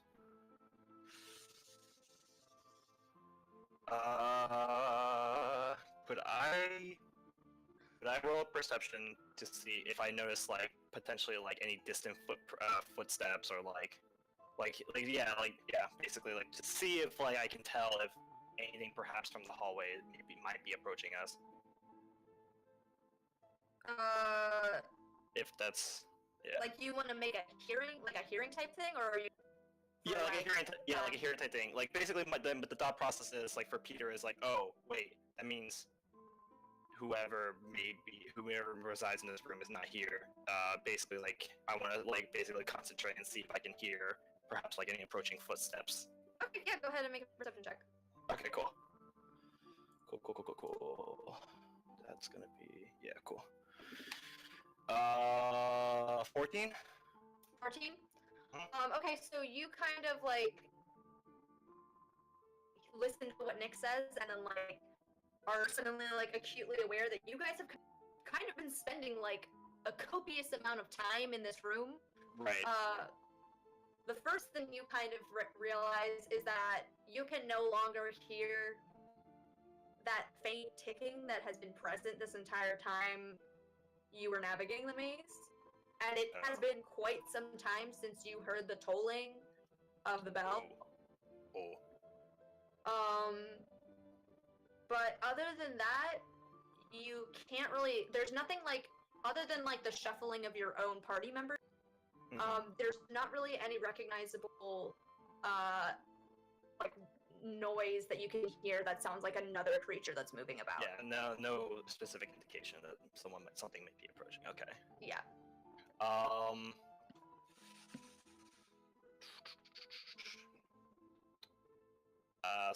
Okay. I'm assuming everyone else already noticed as well the stopping of the ticking and the sounds of the Or am I technically the first one to have noticed that? I think since you're pretty much the first one who's made a comment that's like trying to be kind of aware of your presence, like you can say that that's the first time that like it's really occurred to you. Like you have no idea if your party members have even thought of that. Guys, it's been a while since the thing told and the ticking stopped. As much as I'm glad it stopped, I don't know if that's a good sign. I don't know how much more time we should be spending here. However, judging again from all these papers, whoever resides here is definitely the head honcho of all this. Probably probably one of, if not all of the hags. We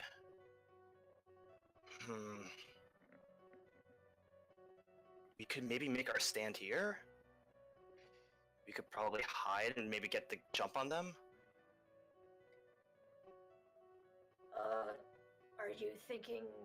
What are you really thinking this room is? Well, it must be some room of importance, considering a lot of important documentation is here, and considering everything, I'm making the guess that, like I said, whoever resides in this room is someone of great importance and possibly running this whole shtick. So we could, we could maybe have the element of surprise and possibly get the jump on them, unless we want to continue moving on from here.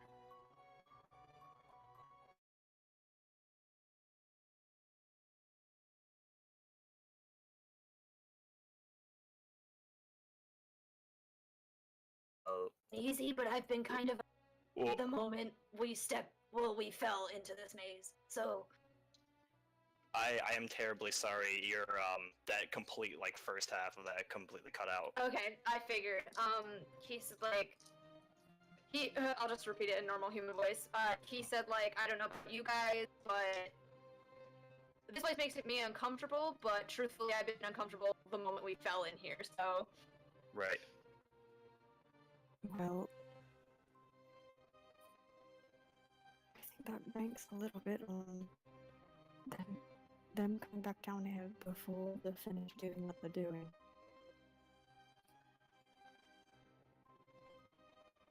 That's true. They're kind of pulling in power from the Evermore. I don't think they'll stop anytime soon. Yeah. Especially not when they think that we're trapped out of their way. That's true. Like, we don't know what kind of damage they could do if they keep.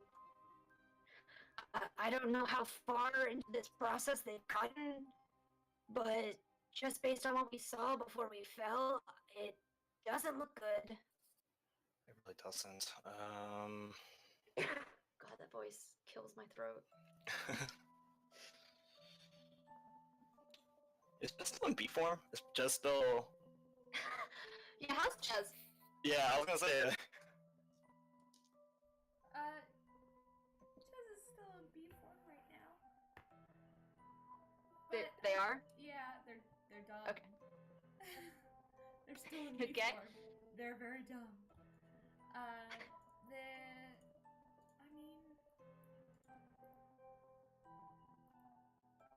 I don't know if there's any other advantage of them.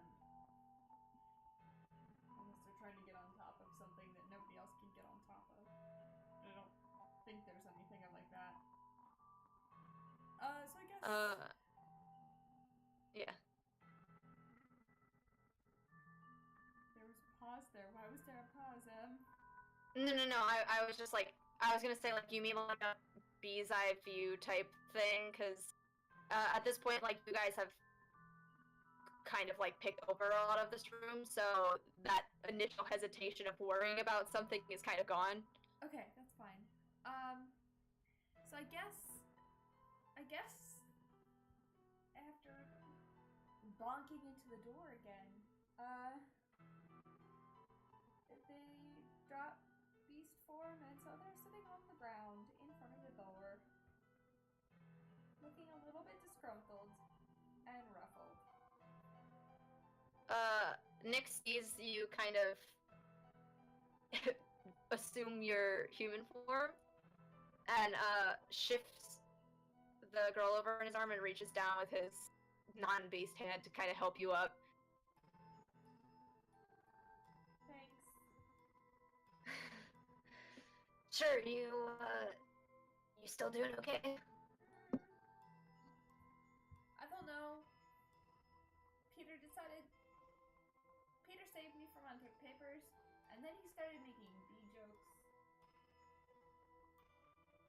But you said there was this box you could not open? Yeah, there's a chest next to this, like, costume thing.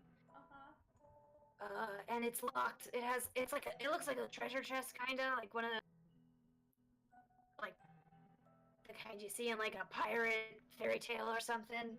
It's the one with the handprint on it, right? Yeah, it's a very cliche-looking treasure chest, but it has a bloody handprint on it, and I can't get in. Well, Want to try and open that before we go to wherever the red dot center thing is that you were talking about? Yeah, I can. Yeah, let me take a look at that real quick. And well, it's just a normal dex check, right? With these tools. Oh, are you trying to open the box? Yeah. Yeah, you make it extra. I'm the one with these tools now. Yeah. Okay. Yep. Okay. Cool. It's a good thing I have a +5. 14. Nice. I'm proud of you. What was it? 14? Yeah. Okay. This is a very like okay, this is a very standard lock. It's very similar to like the one on the door where it doesn't seem particularly difficult to open. Mhm. And it actually like it's not as easy as the door lock one, because as much as you've unlocked doors before, you might not be familiar with like straight up unlocking a chest. Yeah, like something more But secure. yeah, but using your prior knowledge, you do manage to get it open eventually. And you take a look inside. Nice. What you find is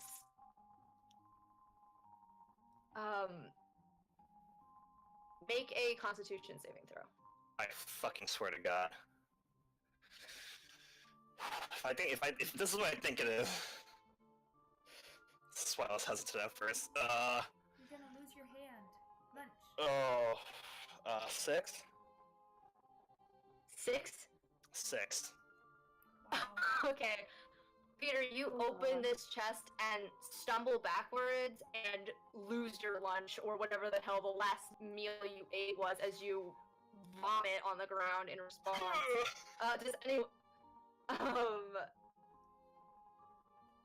Does anyone else want to look inside the chest before I explain? You know what? Why the fuck not? You owe me Alright, go. points. Go, Jez. Oh, I just spilled tea on myself in my excitement. Hold on. Marin's gonna stay up with the dead book. Okay. Okay, the tea is down. I'm rolling perception? No. Investigation? You're making a Constitution saving Constitution. throw. Fuck. I was like... Constitution saving. Well...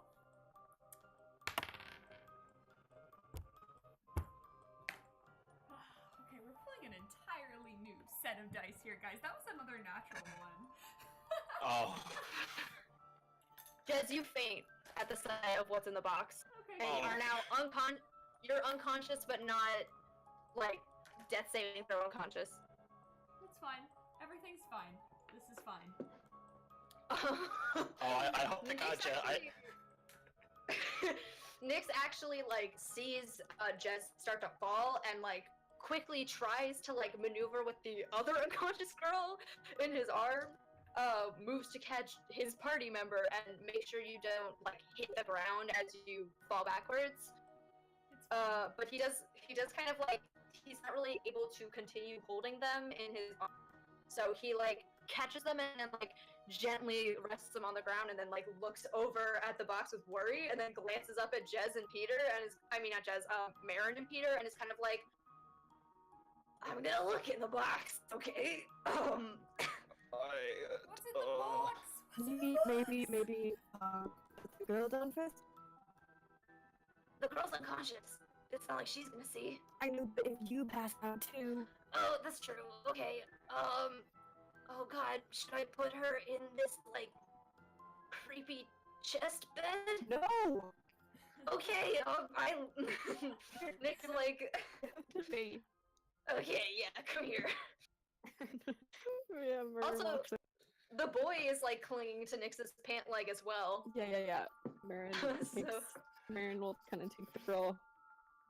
And, Yeah, like, I'm gonna say Peter is, like, not good at all because he Like, hasn't eaten in a shuffle. while. yeah. Peter, you're Oh. kind of, like, winded from puking. Yeah. Marin, you are now holding the young girl, and the boy has kind of, like, clung to your arm.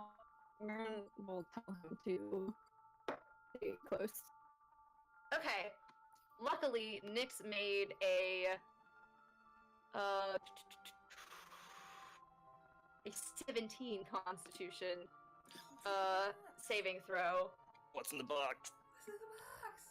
So, Nyx takes kind of a deep breath and looks once more at you, Peter, but you're too kind of, like, busy puking to really notice. Ugh.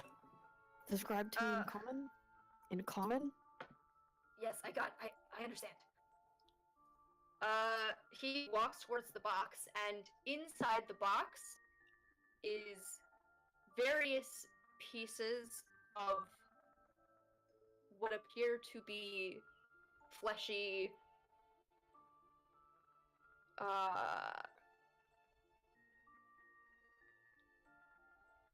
meat, like, body parts, essentially. Like, so I say meat because some of them have clearly been there for so long that they have just kind of, like decomposed a little. Nice. So there's, like, a solid cushion of, like, fleshy, just, like, Ugh. meaty bits, but on top is clearly a bloodied tongue, a bloodied eyeball, and other kind of like there seem to be a few fingers, a few toes, and just like it is a box of a collection of small body parts. And Nyx stumbles back from the box. He actually like slams the box shut, and he sets his arm on fire and just fucking sets this box on fire. Oh wait. No. I was gonna suggest something, but never mind. It's a little slightly morbid. No. What were you gonna say? I was gonna say. I was gonna say what's the things at the bottom of the box. Yeah, we'll talk about it later. It's a little late for that because Yeah. Nyx has set this box on fire. Yeah. He turns back to look at you, Marin. And... You wanted me to tell you straightforward what it was, so I will. It was definitely a collection of these children's body parts. I don't know how else to describe it. That young boy's tongue was hopefully his tongue, and not someone else's, was in there. There were eyeballs, there were fingers. He's kind of like seemingly like panicking a little bit as he lists it off.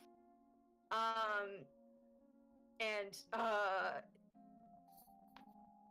the fire actually kind of like begins to spread a little bit behind him. There was like, as I said, this office is very cluttered with old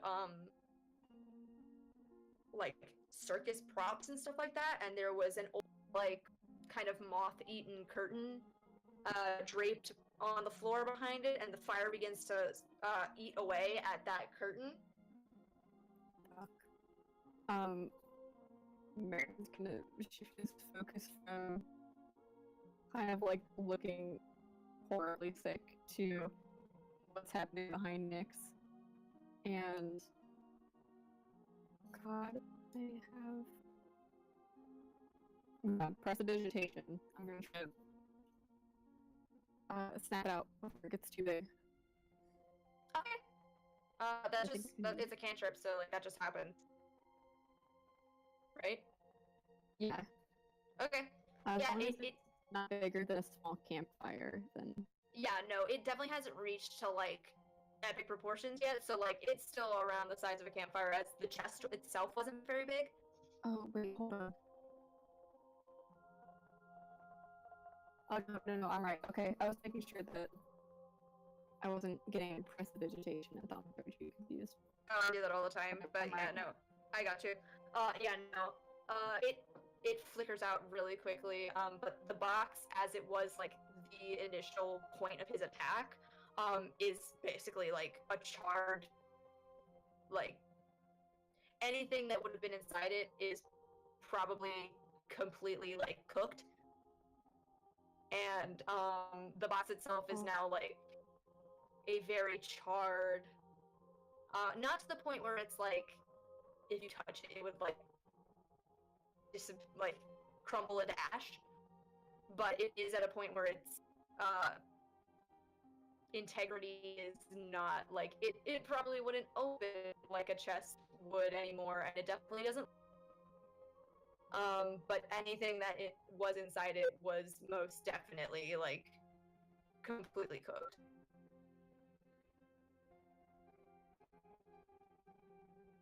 Nyx kind of glances over his shoulder when you like whip out the fire, and he shakes his head a little, like seeming to try to clear his mind, and he walks over to Peter and kind of, he doesn't like kneel, like crouch down to you and like, you know, in the like don't how not to talk to short people way. He's kind of trying to make sure that you're okay. Question. And he, yeah. Does the smell get any worse now because it's now burning? Um, it's actually like almost sickeningly a nice smell. Oh. Very reminiscent A little of bit like barbecue. yeah, Oh like no. not quite like barbecue because that's like an actual season thing, but like it's reminiscent of like when you would catch game in the woods on your way here and roast it over the fire. It's very reminiscent of that kind of like raw meat being cooked type scent. Mm-hmm. So it's not actually too unpleasant.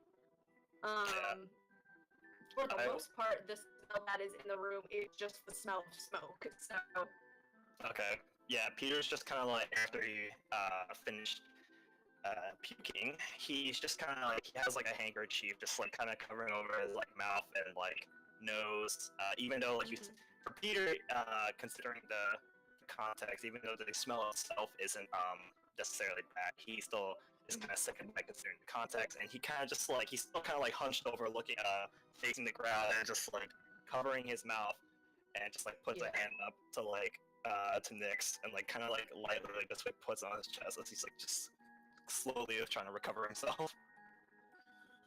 okay, Nyx kind of like reaches into his bag. Well, not really his bag. He kind of has it hanging off his belt, and he offers a water skin of water. Peter's chugging it. Yeah, take that. Ugh. Nyx stands up, and everyone make a perception check, except Jazz. Oh boy.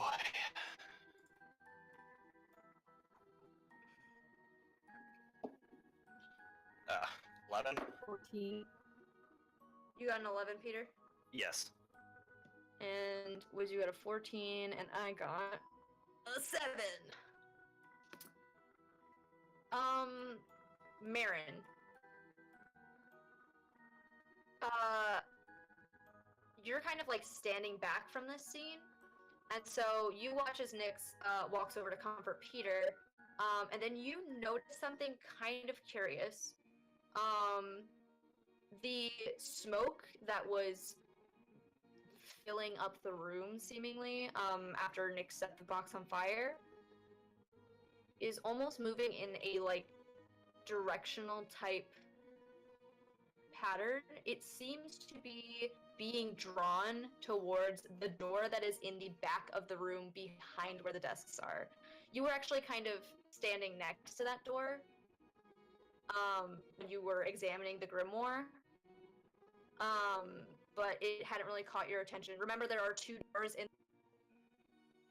the one that like seemingly leads to the children's room, and then that one that has like gone unchecked as you walked in here. But it seems almost as if the smoke is drifting out, like, past that door.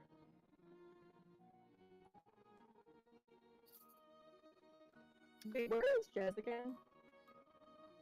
Oh, Jess is laying on the ground. Yeah. Can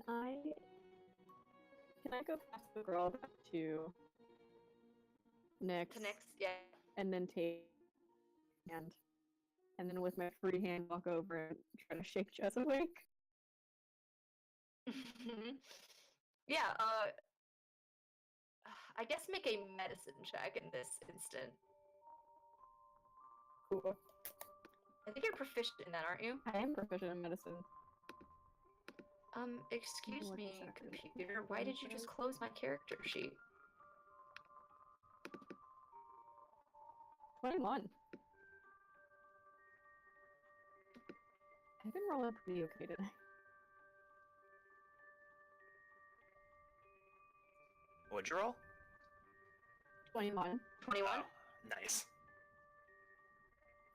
Alright, yeah, you, yeah. Hold on a second, I would feel confident.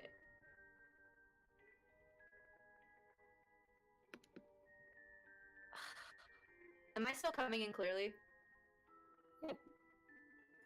Yeah, you're good. You're good. Hello? Hello?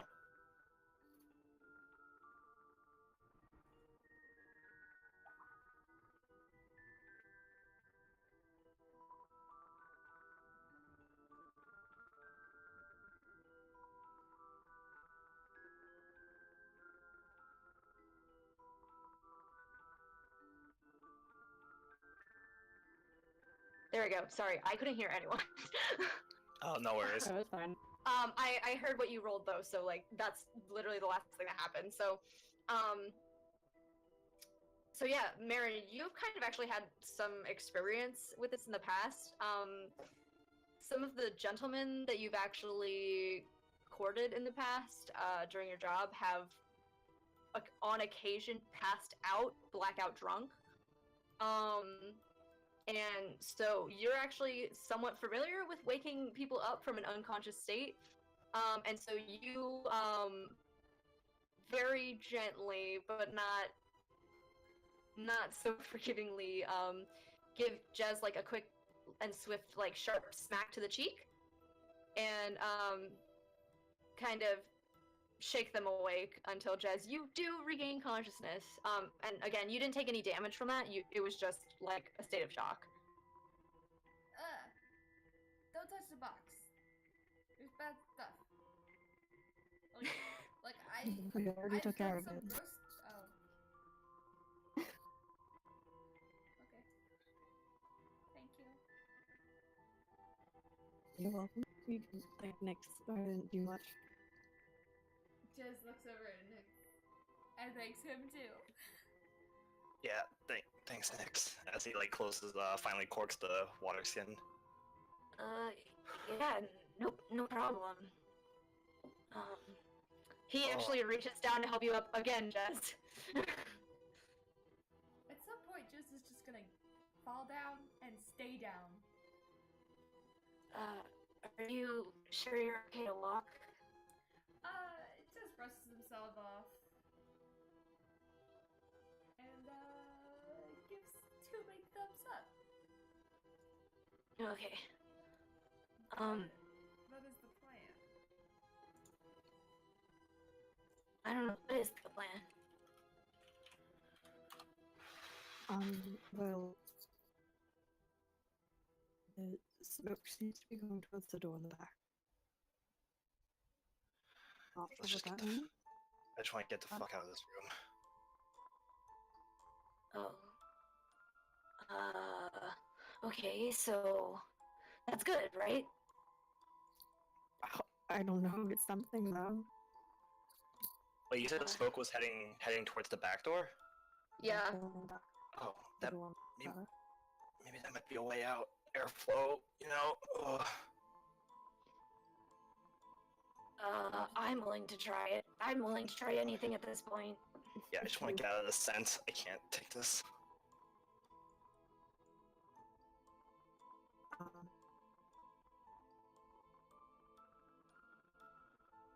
I guess I'll go.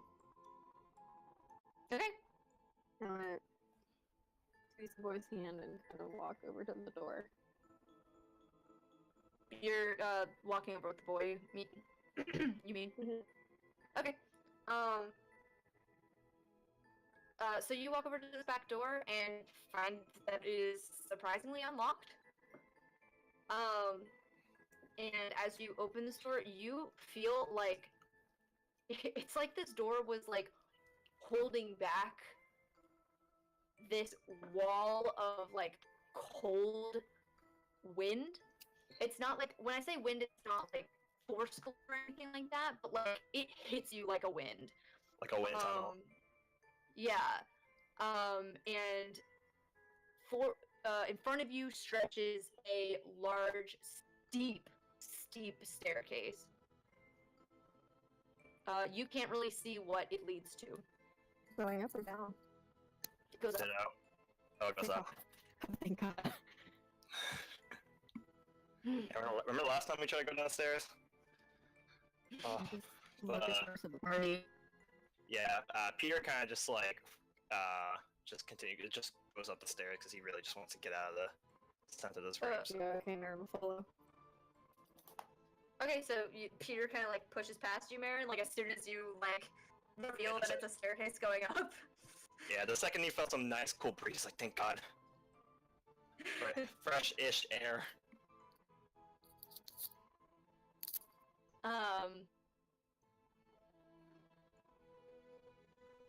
Nyx offers his hand to you, Jez. Yeah.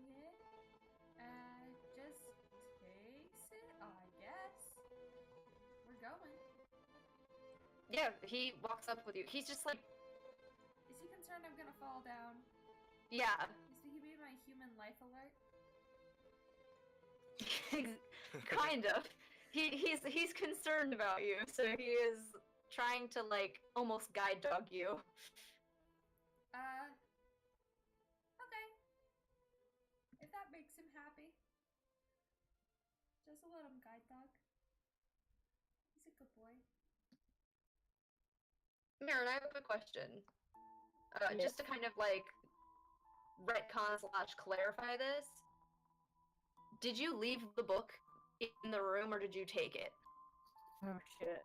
I actually forgot to ask before stuff got carried away. Did I see any spells in that book? Nothing that you could recognize. Like it was written by like whoever owns it or whoever owned it previously before that, but it is like none of it is in Common or Elvish or any kind of language that you know. I think Aaron would have taken it. You took it? Yeah. Okay. Yeah, I was also going to specify that I take all the letters as well as the 2 blueprints. Okay. As well. I was also going to ask, could I, while I'm heading up these stairs, could Peter check the layout of the dungeon layout to see if he could tell where the staircase might lead according to the map, or is it, you know? Where the staircase leads? Yeah, like can I see if I can like locate where this said like staircase is on the map? Make a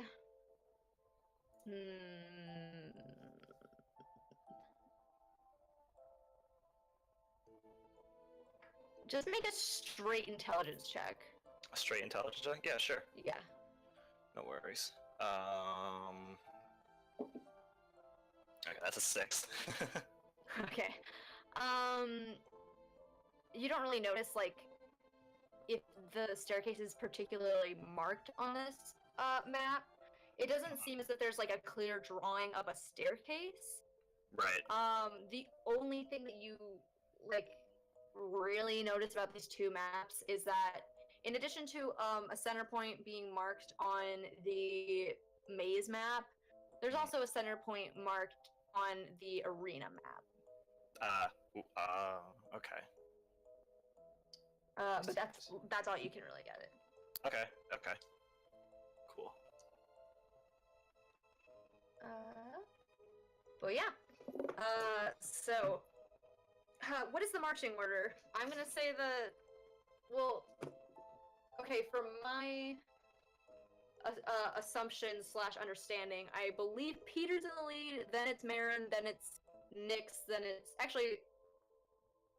then it's Nyx, then it's Jez. Unless Jez would prefer to walk in front of Nyx, or like Marin and Peter switched at some point. Marin's good where he is.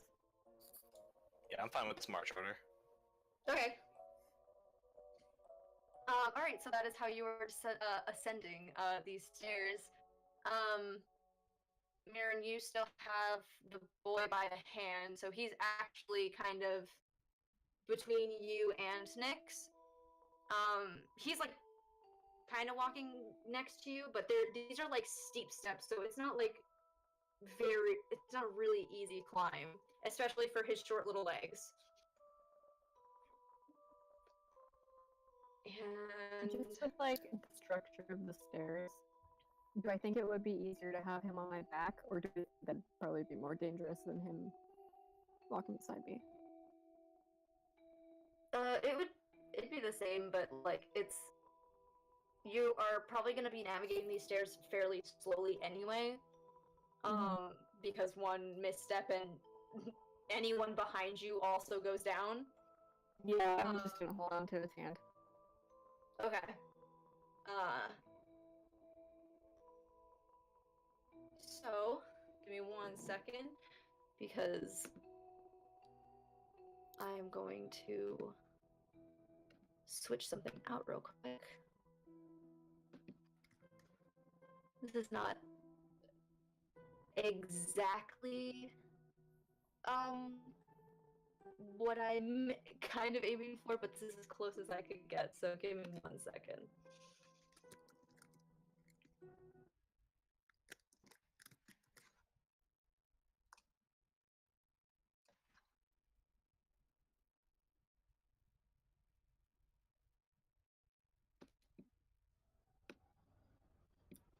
You have to turn rhythm up to, like, around 4%.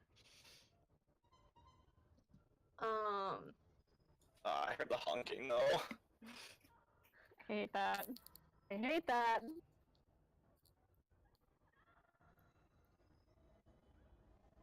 You start to ascend these stairs, and it's completely dark with the exception of those of you who have dark vision. And it's like very disillusioning as the light behind you begins to, from the room that you just exited, begins to fade into the distance behind you, and in front of you there's seemingly no light to be seen quite yet. It feels like you're climbing for so long that you begin to hear these noises and you're not quite sure where they're coming from, whether they're coming from behind you or in front of you or around you. Are you passing things that you're just not seeing? You know for a fact that there are kind of living spaces for the performers of the circus that are also underneath this arena tent, but obviously not as deep as the maze that you had just navigated.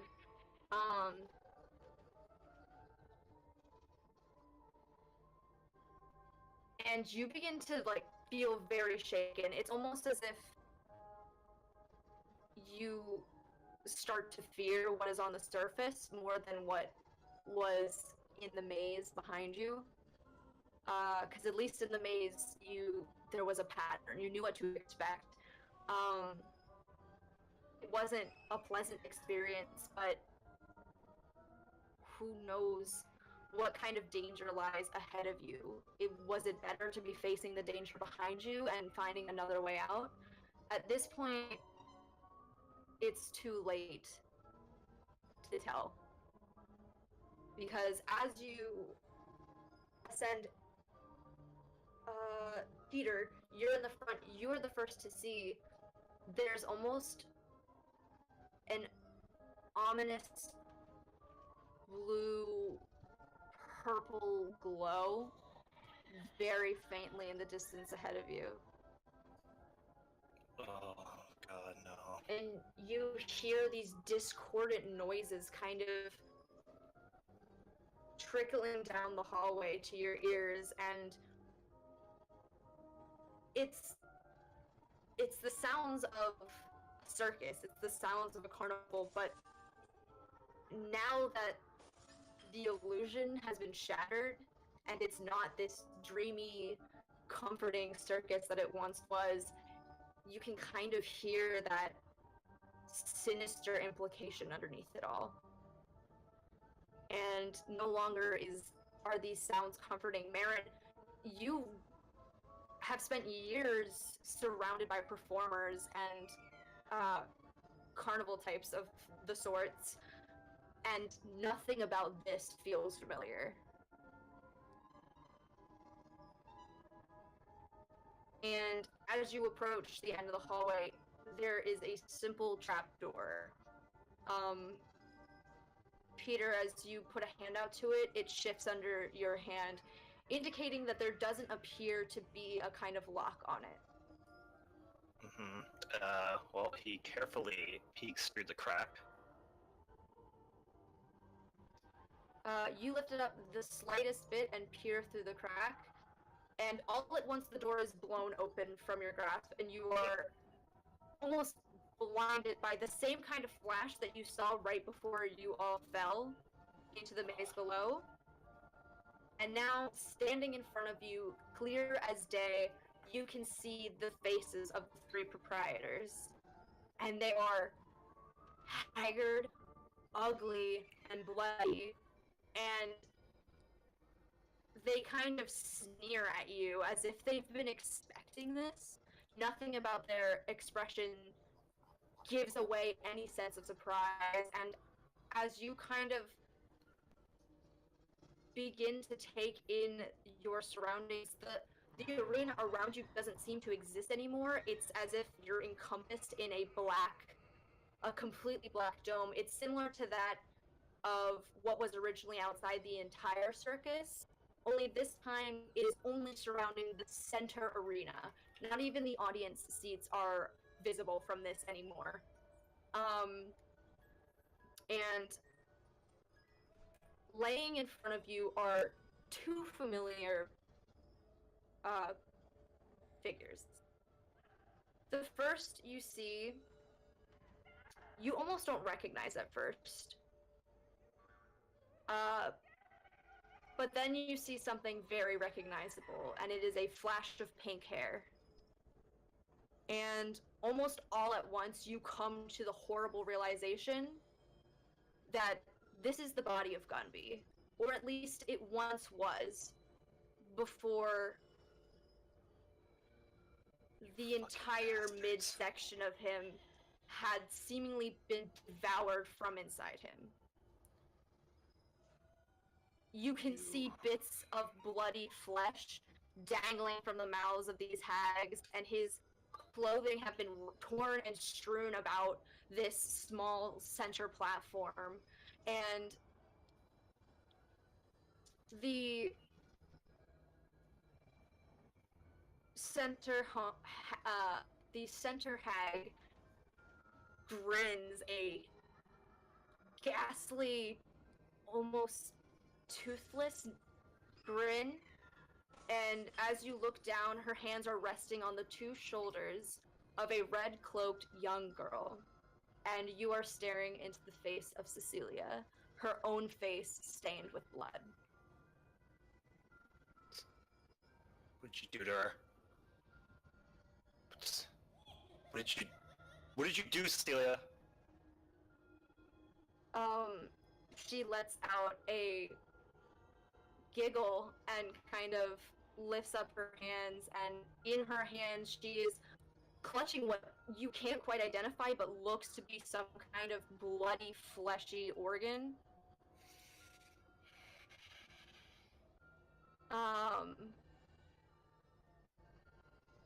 But she doesn't respond to you, and she's not looking at you.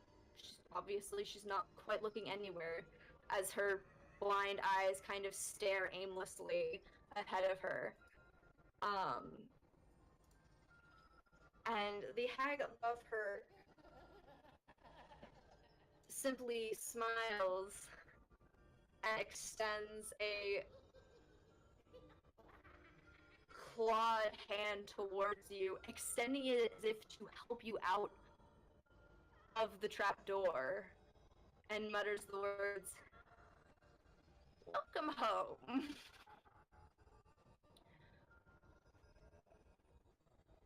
And that's where we're gonna stop today. I have a quick question. Yeah, hold on, I'm gonna stop that sound. Thank God. Was Marin able to make out remotely anything, considering he's taller and robust?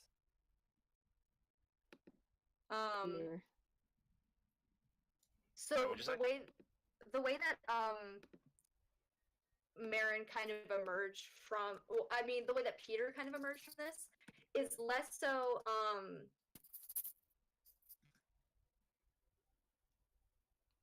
it was more like above his head. So unless Marin like yeah, Okay, so like unless Marin actively like walked up to stand like next to Peter on this step, he probably hasn't even like seen the surface yet. Okay, that's fine. Jez and Nyx most definitely have not. But yeah, you would have heard the hag, and you would have heard Peter like yell at them, but that's about all that you know of what's on the surface. Would I have heard Cecilia giggle too? Yes, you would have. Okay. But thank you all so much for playing. I tried to end it as close to as possible. We got there. We didn't quite reach. We spent a lot more time in that office than I thought y'all would, but that's okay. That's Dungeons and Dragons sometimes. And now we're right at the finale. Well, supposed finale, I guess. Well, yeah, it is. You have reached the boss fight, which we will engage with the next time. But thank you all for playing. Thank you to anyone who came to the stream to listen. As always, I enjoyed DMing tonight, and as far as I know, we'll be back at this regular time next week. And yeah, that's all I gotta say. Thanks, Thank you. Yeah, thank you. Yeah, thank you, Em. God, I can't No wait problem. to die for 3 hours straight next week. yeah. Yep, like 2.5. Yeah, you got it. But yeah, have a good night, everyone, and we will see you next week.